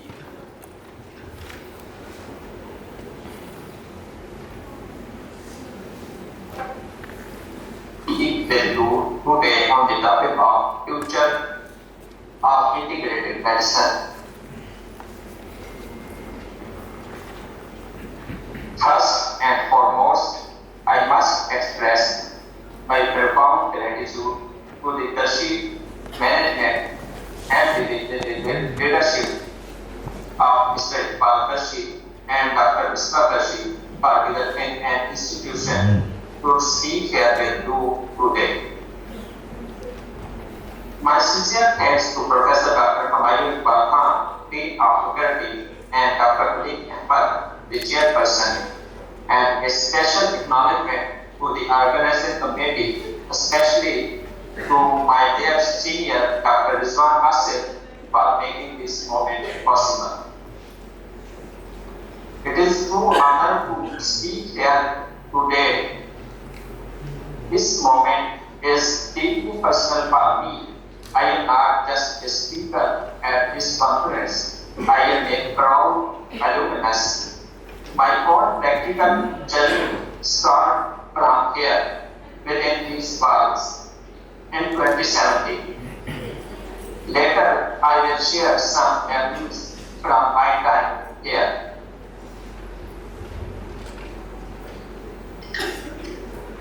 In our short time together today, we have an ambitious goal to outline a clear path for the future of integrative medicine. I have structured our talk into following. First, I will share my personal journey that shows this dream is possible. Second, we will talk clear-eyed look at where we stand today and what is the gap.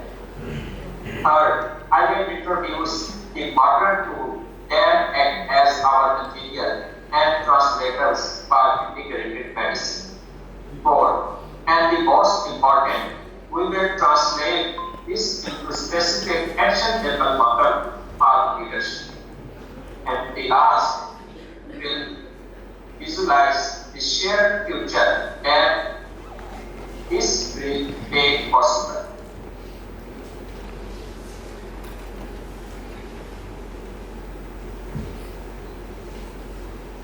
Let's tell about my journey.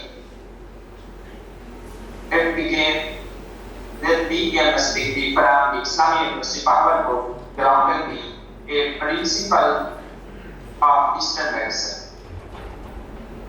It deepened with an MPhil in phytomedicine from Government College, University of Islamabad, where I learned the question of our traditional knowledge with researcher mind. And it was transformed by PhD in clinical integrated medicine from Dalian Medical University, China, where I saw firsthand how ancient systems can converse with cutting-edge molecular science. Now, I continue this work as a postdoctoral researcher focusing using bioinformatics to develop integrative strategies for disease like gastric cancer. I contributed more than 20 publications during my research time. I am sharing this not for any award, but to make a simple, powerful point. I was a simple student who belongs to a small village in Shortboard. This path from there to here was shaped by wisdom of Eastern medicine and most importantly by guidance of respected teachers and seniors like many of you in this room. You are the bridge builder, and my story is just one example of what becomes possible when that bridge is built. As I mentioned earlier, my practical journey began here in 2017. I have found some memories like these from the medical camps. I will also never forget the moment of the welcoming lunch for new house officers at Qarshi Health Care Center and interviewed by Dr. Qarshi. Now let's talk related to our topic. Where we stand today in integrative medicine. What is our great strength? What is the critical care? And the real-world consequences. Let's talk about our strength. Our greatest strength, effective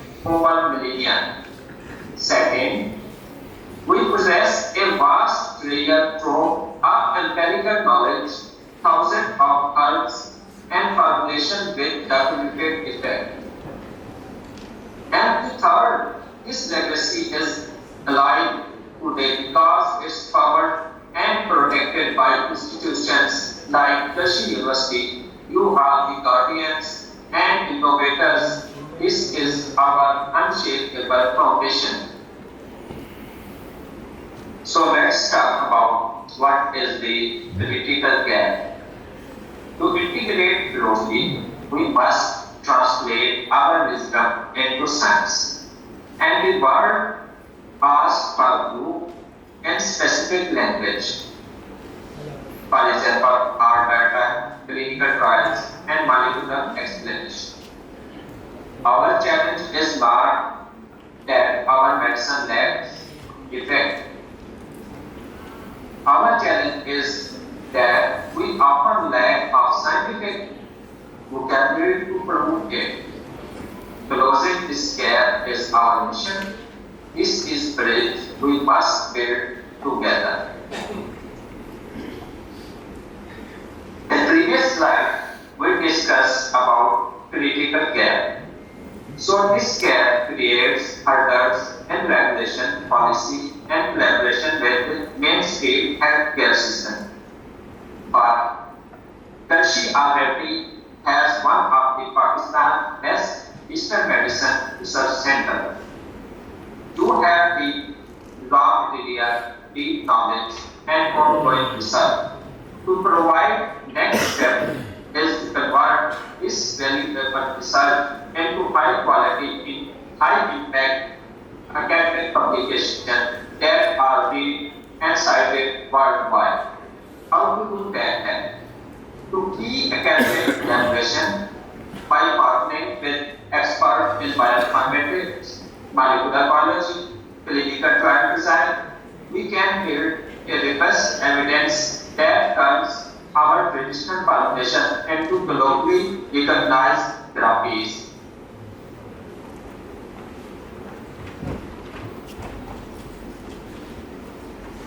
Here is some TCM formulation, looks same packaging of our herbal medicine in Pakistan, including Qarshi products. They have advanced standardized herbs, tablets, granules, injections, and they also have traditional raw herbs. So, but what is the difference between this and our medicine?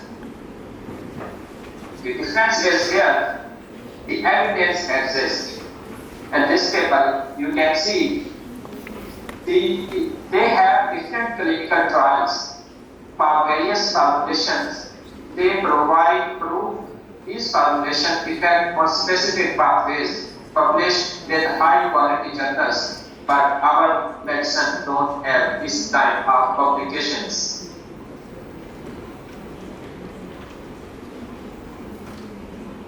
I have seen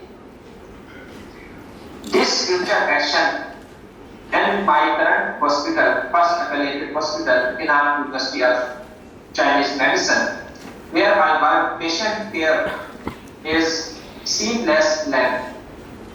The treatment plan for single patient might be including precise Western medicine, advanced status herbal medicine, including injection, or also traditional law herbs, are chosen based on the strongest integrated evidence.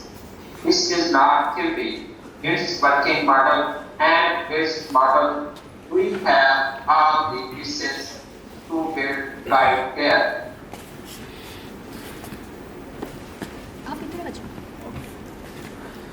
So, if the evidence gap is the challenge, what is the solution? Let me introduce you to this modern bridge builders, which is bioinformatics, AI, computational biology. We can use this tool and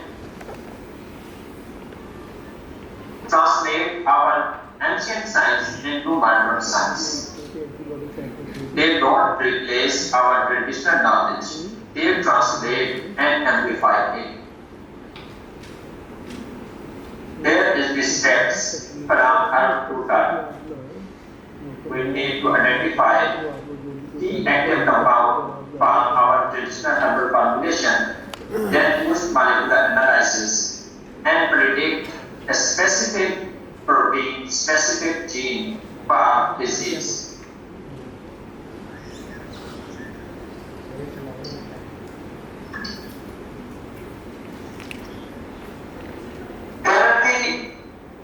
Example of my personal project which I have done during my PhD, we used bioinformatic analysis, find the signature genes related to glycolysis in cancer. Then we used Western medicine and traditional medicine to inhibit the activity of their specific gene through signaling pathway.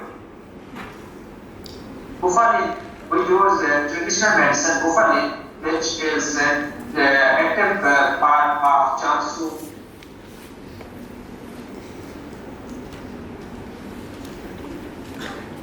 In this slide, we can see how we integrate bioinformatics, experimental validation.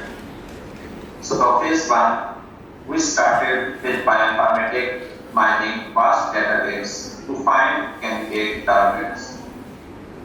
Then we built network to see how they are interact with disease pathways. And third step, we use simulation and docking to predict how active compound bind to its target. And finally, we move to lab experimental validation, the proof in cell and models. So how can we take benefits from these tools, these advanced tools? First of all, we need to modernize our curriculum. Second, integrate bridge builders skills. Third, introduce bioinformatic tools to our students. Scientific writing and research ethics. Equip next generation to be fluent in both wisdom and science from day one. Second, the research with immediate impact. Let's launch, focus, and multiple projects for our students. For example, a bioinformatic and clinical analysis of liver care capsule for metabolic liver health. So, we have an student from Eastern medicine with computation biology expert who work with our product and publish high quality article outcome to create evidence for global recognition, patent potential, and improve patient guidelines. Third, strategic global collaboration. We don't have to do this alone. Let's form farmer partnership with international labs, including my own in China. We can create joint supervision program, share resources, and give Eastern medicine students access to world-class training and co-authorship in international publication. I am personally committed to make this collaboration a reality.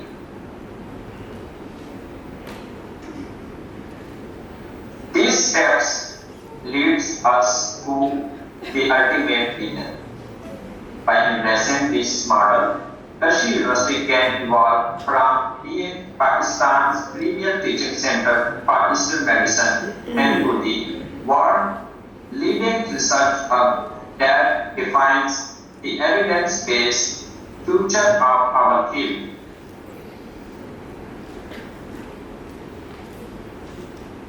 To conclude this topic, I would like to say to build the future, we build the bridge. The future of medicine is integrated. Let's Qarshi lead the way.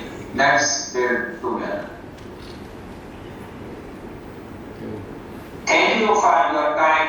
Your basic training in Eastern medicine. My question is, you have informed us that you are working on some medicine. What is bufflin? You describe in your paper. Can't hear clear voice. Thank you very much for your presentation. Thank you, sir. You will give us basic ingredients how to start collaborating with the modern research with the traditional thinking. Yes, sir. But as you said, we have to do a lot of work, particularly in Pakistan. You are sitting in China, and the research work in China is much advanced, and the efforts for both the system together, these very much ahead of Pakistan. You have mentioned something about the salt or medicine you have been working on. There is bufflin. What is bufflin you are working on? Sir, can I start my answers? Yes. Okay. So bufflin is anti-cancer drug. So they already have this approved medicine for cancer, but still they are research how they work on cancer, which pathway they involve during the treatment. That's why we have to research. In my research, we have comparison with sorafenib. Either sorafenib also targets specific gene, and bufflin also targets specific gene to control glycolysis and then cancer. But in my research, I proved bufflin have more effect on glycolysis during the cancer as compared to sorafenib. Is it Chinese herb? Yes, sir. It's the main ingredient of Chinese herbs. Any coded name for Pakistani herb? Not sir. Sorry, it's not Chinese herb. It's animal source. It's from toad skin. Thank you so much. Ladies and gentlemen, as we move ahead, is it possible? As we move ahead, the next topic addresses the very foundation of modern endocrine care, where lifestyle becomes therapy, prevention becomes priority, and patient empowerment drives outcomes. Our next speaker is a name synonymous with clinical and academic excellence and authority in endocrinology, Professor, is it here? Professor Dr. Fawad Ahmed, a highly distinguished endocrinologist and currently serves as head of Department of Endocrinology at Allama Iqbal Medical College, Lahore. With over 15 years of clinical experience and more than 2 decades in academic, he holds prestigious credentials including FCPS, Medicine and Endocrinology, FSC, USA, FRCP, London and Edinburgh, and MHP from UHS. His expertise spans diabetes, thyroid disorders, metabolic bone disease, and medical education, and under his leadership, the department continues to thrive as a center of excellence in care, research, and training. With over 40 publications, he has served as Vice President Punjab and General Secretary of Pakistan Endocrine Society. Please join me in warmly welcoming Professor Dr. Fawad Ahmed to speak on lifestyle modification as the cornerstone of obesity, endocrinology, and diabetes. In terms of natural medicine or incorporation without specifically any artificial things to add on it. So there is a global epidemic, or if you all the architects and realists move more is insufficient for many, or कहना बड़ा आसान है, because I'm sure everybody in this hall has tried this fact, or it was common factor like exercise करनी. Unfortunately, all the data has proven it's not a sustainable approach and a solution to a sustainable weight loss as well as weight maintenance. And sustainable individual interventions, this is the most important word of my presentation, individual intervention. It is different for everybody who is ever sitting here. That's why one shoe does not fit all.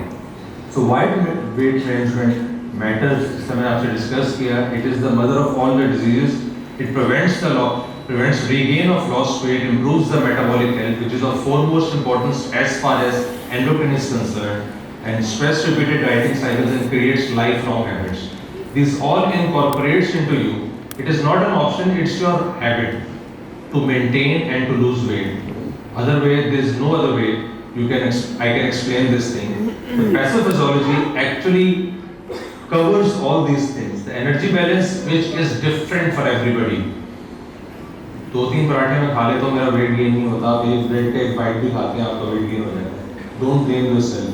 It is more to it, more to metabolism. There are lots of things to explain why you are prone to get weight and why some people cannot gain weight irrespective of unhealthy diets. Hormonal regulations are there.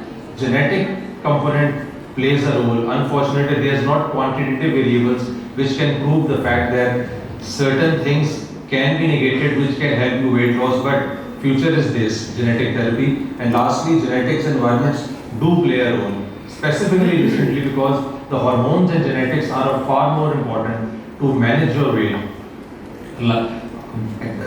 And this is the lifestyle modification. Easier said than done. Everybody has a different modification to life to attain the same goal.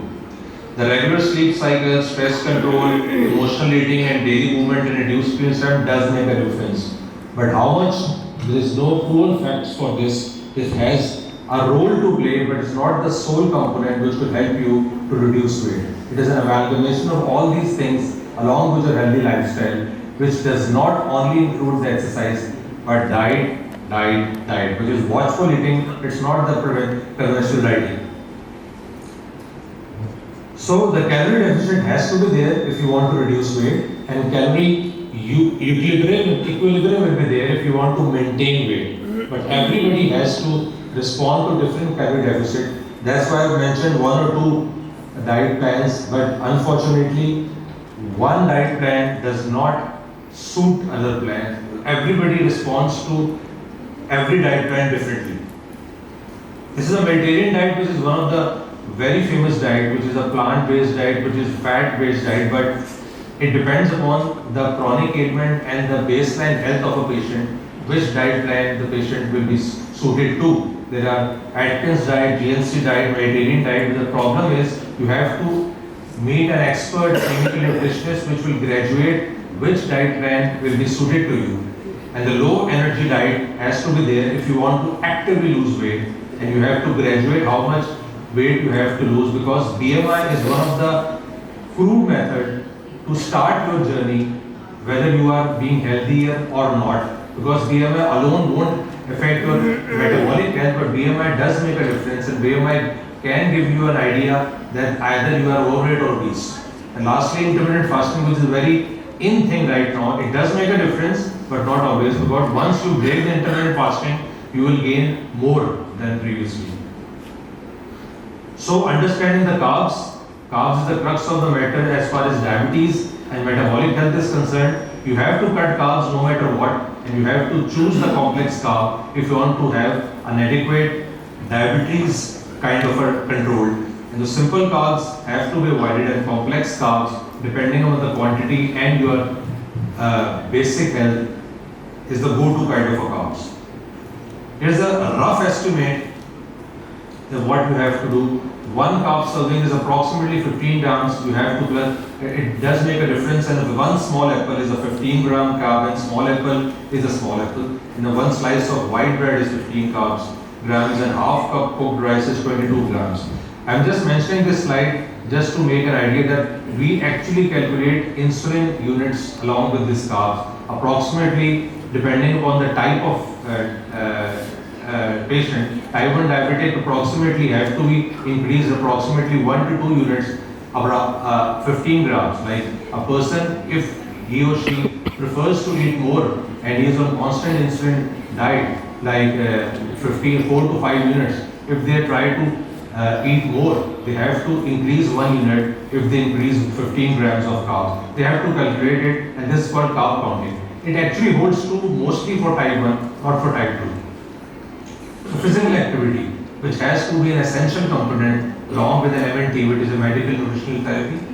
So minimal short-term loss alone is achievable. It is easy. It can be achieved in 3 to 4 months, but it should not be done because you will gain once you stop this schedule. More so, combined approach is the most effective dose and you have to go slow. Don't aim for more than 3 kgs per month weight loss.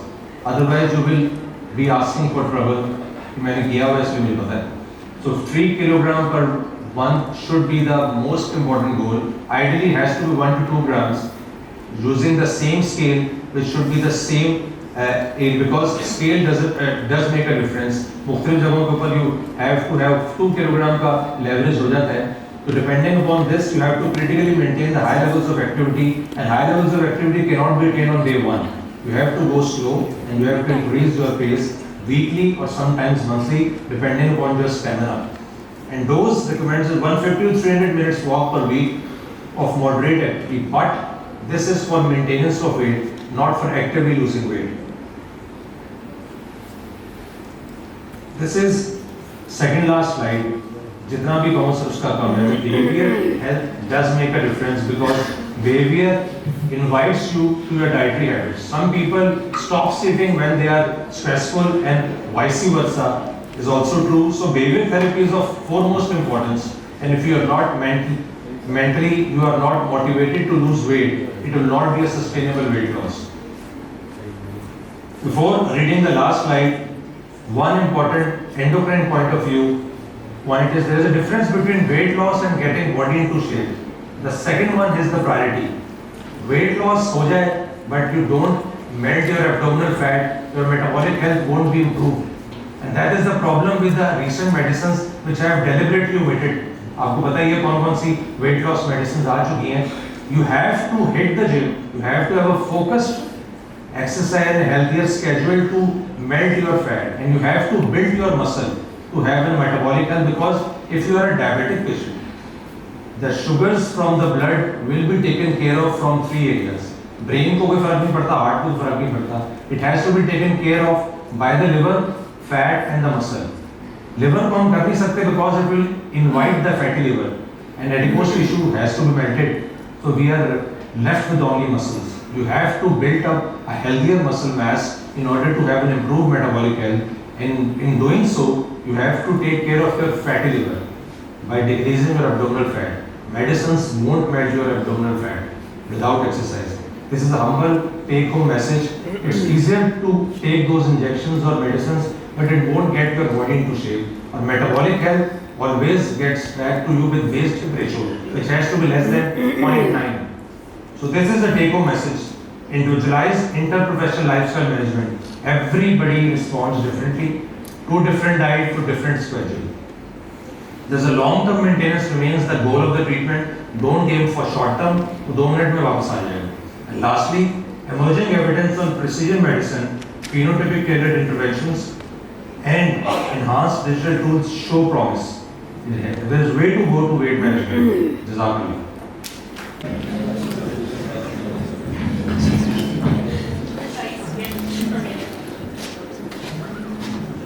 And control, we are gaining so much insights today.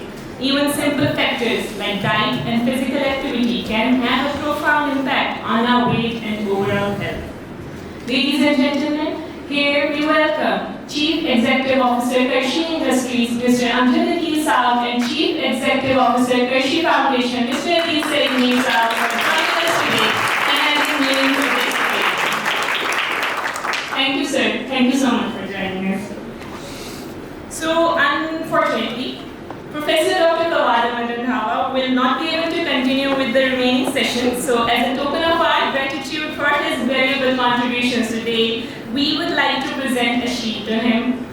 May I invite Chief Executive Officer, Qarshi Organization, Mr. Akil Saab and Mr. Amjad Akil Saab to please come on the stage and do the task.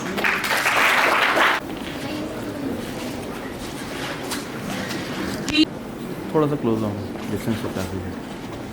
Okay sir. One more sir.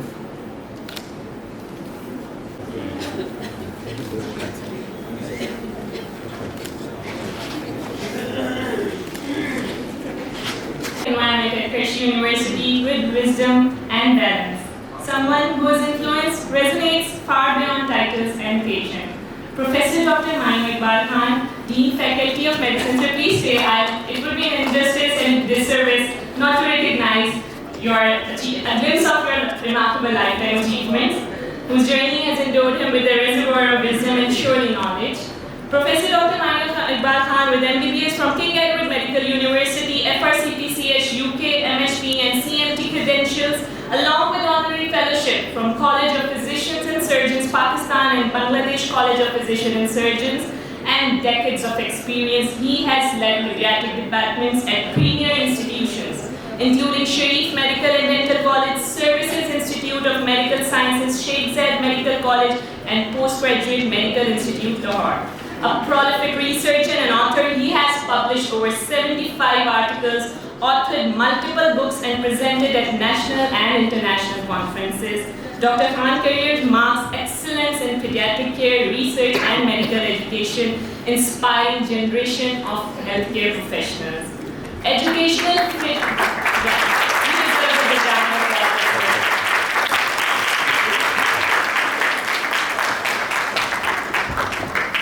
Thank you ma'am. आपको पता है ma'am, ये मैं थोड़ी सी अपनी talk में उर्दू अंग्रेजी में करूँगा। I want to engage all the students as well.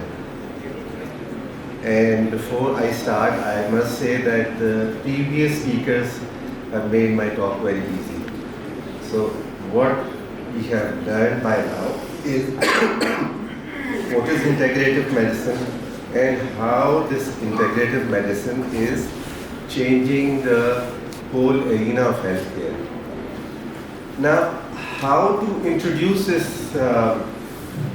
integrative medicine? Here comes the role of academia. Here comes the role of Qarshi University. So we have now incorporated a new curriculum which is going to train our students in the field of integrative medicine as a part of traditional Eastern Unani medicine. So as a student of Eastern medicine or traditional or Unani medicine, then you are going to learn what is integrative medicine and how this is going to change the whole healthcare system, inshallah ta'ala, in Pakistan. So we all know that traditional medicine, Unani medicine, Eastern medicine, all of these have ancient wisdom, as has been said by everybody. Surgeries, most of them used to die, but rarely they would die now. There are diseases that are no more seen in the world. You don't see smallpox. You don't see guinea worm. This is all because of modern medicine. But the problem is that we have actually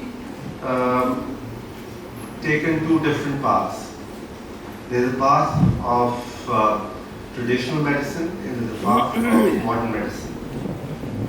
The patient is confused which path to take. Eastern or modern medicine. So we are striving to unify these two in one, and that is integrative medicine. Now, if you remember the first talk given by Hakima Rozaina from Malaysia, she's also talked about silos. तो मैं अपने जो बच्चे यहाँ पे हैं जिनको silos का नहीं पता, साइलोस वो होते हैं गोदाम से होते हैं जो टावरिंग शेप के होते हैं, जिसपे दंडों वाला रहती है। अगर जो यहाँ कर्शी वाले शादगाम चौक के से इधर मुड़ेगा तो वहाँ पे 2 साइलोस। उसके अलावा साइलोस जो होते हैं वो हमारे आजकल मिसाइल्स के बारे में बड़ी बात होती है, उनके भी साइलोस होते हैं जिनके अंदर, और फिर political silos here, and so on and so forth. So what is actually happening and what has happened in the last century is this, and that is that everybody is in one silo. The allopathic medicine, the Eastern medicine, and other alternative medicine. And within each silo, there are further sub-silos. So I am a cardiologist and somebody else is a surgeon. We are working in our domain. So we have stopped looking individuals, patients holistically rather than a patient and individual. So we see one aspect or one part of the patient, or we approach the patient according to one system. ये है silos और ये हमने break करने हैं. Because these silos create fragmented knowledge. जो student traditional medicine का है, उसको western medicine का नहीं पता, जो western medicine का उसको traditional medicine का नहीं पता, जो cardiologist है उसको pulmonologist की जो domain है उसका नहीं पता. And there are missed opportunities for therapeutic synergy. And then there is confusion for patients who want to seek a comprehensive care. And this leads to a barrier to collaborative practice. The result is what? The result is a compromised patient care. So here at Qarshi University, we have three core pillars. And the first is foundational scientific literacy. So for those who are studying with us, we are trying to make you scientifically literate so that you know the basic sciences. And remember, the basic sciences would remain whatever field or whatever mode of medical treatment you are taking. The human is the same, the cell is the same, the components of the cell are the same.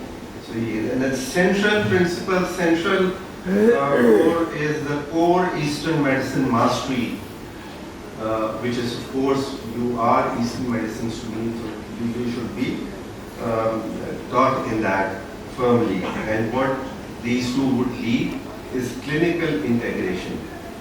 And all of these pillars together are important for integrative practitioner. And this is the kind of integrative practitioner that we are trying to do. How do we do that? We have come up with, which is not actually our innovation, but we would say that as far as in the Eastern medicine domain, probably, if I am not wrong, we are the first university who has adopted the integrated modular curriculum. क्या चीज़ होती है integration? क्या मतलब क्या है? 1978 में मैं दाखिल हुआ मेडिकल कॉलेज में, तो उस वक्त हम एनाटॉमी पढ़ा रहे हैं, फिजियोलॉजी पढ़ा रहे हैं हमें, और दूसरे सब्जेक्ट पढ़ा रहे हैं. तो एनाटॉमी में हमने हार्ट शुरू किया, फिजियोलॉजी में हमने अपर लिम्ब शुरू किया.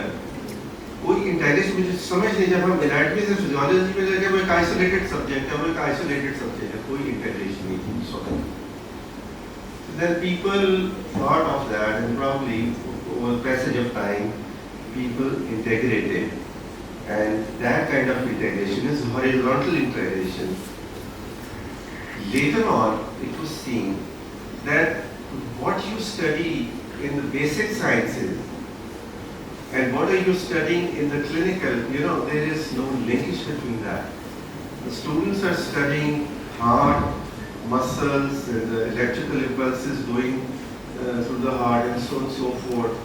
But what about the clinical side of this physiology and this anatomy?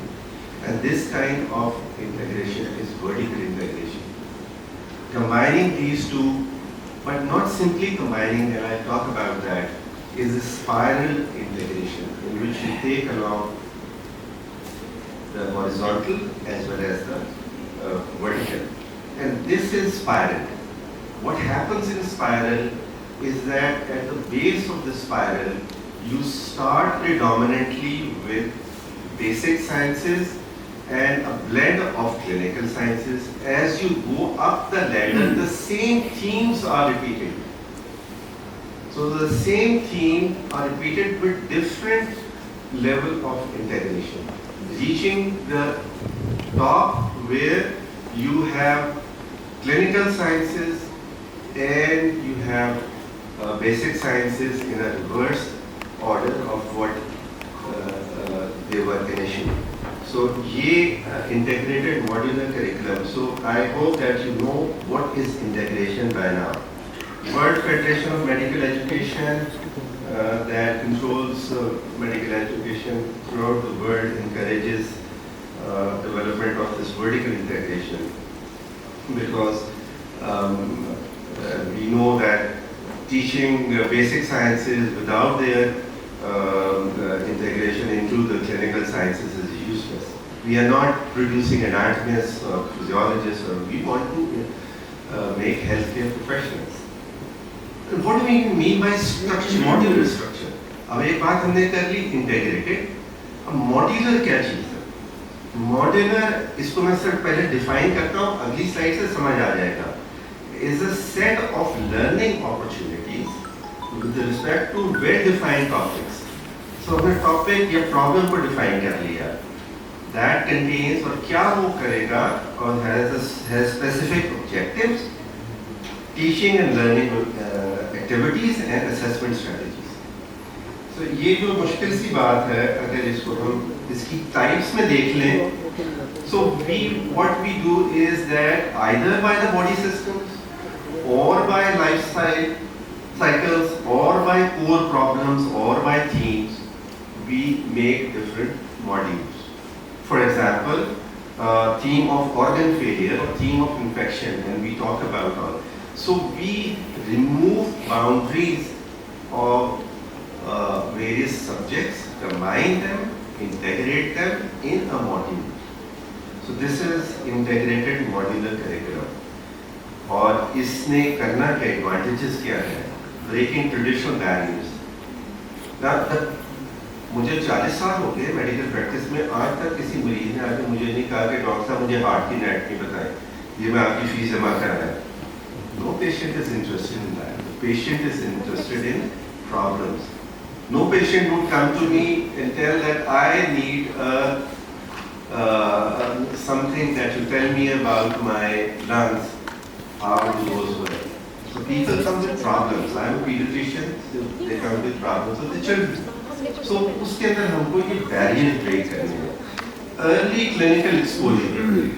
I still remember in 1978 हमारे वक्त heart, you should be teaching problems of the heart and correlating those. Then interdisciplinary teaching between the disciplines, not just one discipline at a thing. And all of these together, problem-based, case-based learning. Actually, what you will get are patients. मरीज आपके पास आएगा ना, हकीम साहब, मुझे ये मसला है, तो वो problems जो हैं, वो हमने इससे learn करनी है. अगली जो स्लाइडें हैं, ये मैं आपकी सिर्फ एक उसके लिए इंटरेस्ट के लिए मैं दिखाऊंगा. ये वो है जो कि हमने ऑलरेडी शुरू कर दिया है. We have incorporated integrated modular curriculum in our first year. And how does it look like? We in the first year or what we call as first term, there we have these subjects, and if you look at those, remember all subjects cannot be integrated. So there are core subjects that can be integrated. उनका spiral curriculum है, anatomy, physiology, biochemistry, core, and their the clinical counterparts on the other side. And there are some subjects like history of Eastern medicine and Islamia. These are core subjects and they can't be integrated. And then fundamental English, ये हमारे पर मेहरबानी है HEC की, उन्होंने ये डाल दिया. अब इस टर्म में हमने थीम बनाया, वो जो मॉड्यूल की बात कर रहे थे, वो मॉड्यूल क्या, वो है सेल थीम। सेल थीम में ये सब्जेक्ट्स इस तरीके से पढ़ाए जाएंगे, इस ऑर्डर के अंदर पढ़ाए जा रहे हैं। These are the learning objectives. We don't need to go in details of that, just to show you that this is how this curriculum looks like. And then we assess at different levels each of these. And this is our Vice Chancellor Saab has guided us in developing this assessment percentage जो कि हमने यहाँ पे introduce कर दी है. Now another very important fundamental thing, you had Dr. Nasrum Iqbal from Arizona University. It is the initiative of our Executive Director, Dr. Qarshi, who, with the help of Nasrum Iqbal, created a link between Arizona University and our university, and we are getting a course from them for those who are our students. They are going through that course. This is Foundation in Integrative Health. I am also a student of that course, and I tell you honestly, after 40 years of medical practice, I'm thinking, why was I not taught these like this? These would make not only integration very easy, but how to approach your patients and how to manage your patients holistically. Now, when we talk about something, some innovation, something done, who is the recipient of that? If that recipient is not happy with that, then we are failure.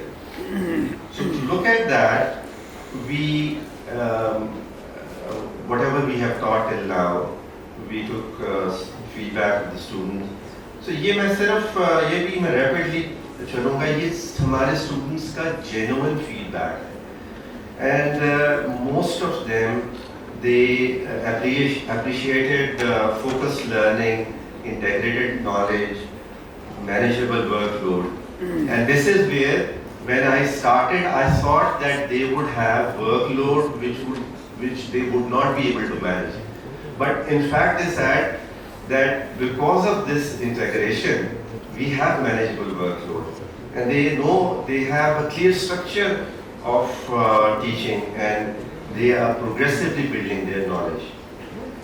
This is something which I would like them to improve, and the average per week study hours are 30 hours. We would like to, move on to the right side of this bar chart. Then they are also happy with the assessments going on, and most of those, this is actually not, I would say that this is something that goes in favor of my faculty. They've made good assessments and students are happy. Now this is a radar chart, and this would show the minimum gap between a subject and the triangle shows the best response. So the number one leaders were biochemistry and principles of Eastern medicine, although other subjects were a little far, but they were not very far, still had good scores. And this shows that there is enhancement of opportunities in various aspects like revision time, study material. So जो revision time है, this is something where they wanted more time to be given for revision, and we're looking into that. So to summarize all of this, the students had strong appreciation for modular system, which proved highly enriching for their learning experience, and they appreciated this cohesive learning, And modular structure made the workload manageable rather than increasing that. And clear assessment boundaries also help them to plan their studies effectively. Progressively building their knowledge prepared them well for more complex topics. So initially you start with less complex, move on to more complex. And the structured approach led to deeper engagement with the subject material rather than superficial. And what we feel as the people who have developed that, and in this aspect I would say Dr. Shahla Amreen worked tirelessly to make this whole modules for our first year, and inshallah she'll do that for coming years also. So the overall difficulty we now know is fair for first year. So whatever we have made is not difficult for them. The clear instructions and sufficient time allocation across the components is there, and so on and so forth. We not go through that.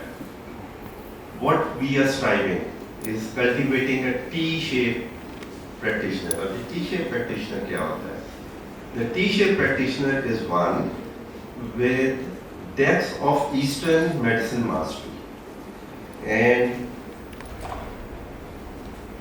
breadth of integrative practice and collaboration. So this is what we are striving. And what would this lead to? A ripple effect. When you throw a stone in water, there are ripples. So when we throw the stone of integrative healthcare practitioner in the sea of healthcare, what would that lead to? The first ripple would be improved patient outcome. When the patient outcome is improved, credibility and trust of the system, the Unani ESA system, would increase in the society, and ultimately there would be a cohesive healthcare system. So to conclude, we have a rising sun in this healthcare landscape, where there is Eastern medicine, there is allopathic medicine, there are other systems, and the rising sun is integrative healthcare. And this is just to be on a lighter note. ये दंगल में दो bushes हैं जो कि मुआयना कर रही है, एक मरीज है और एक वो उसका गला देख रही है. Thank you very much. If there are any questions.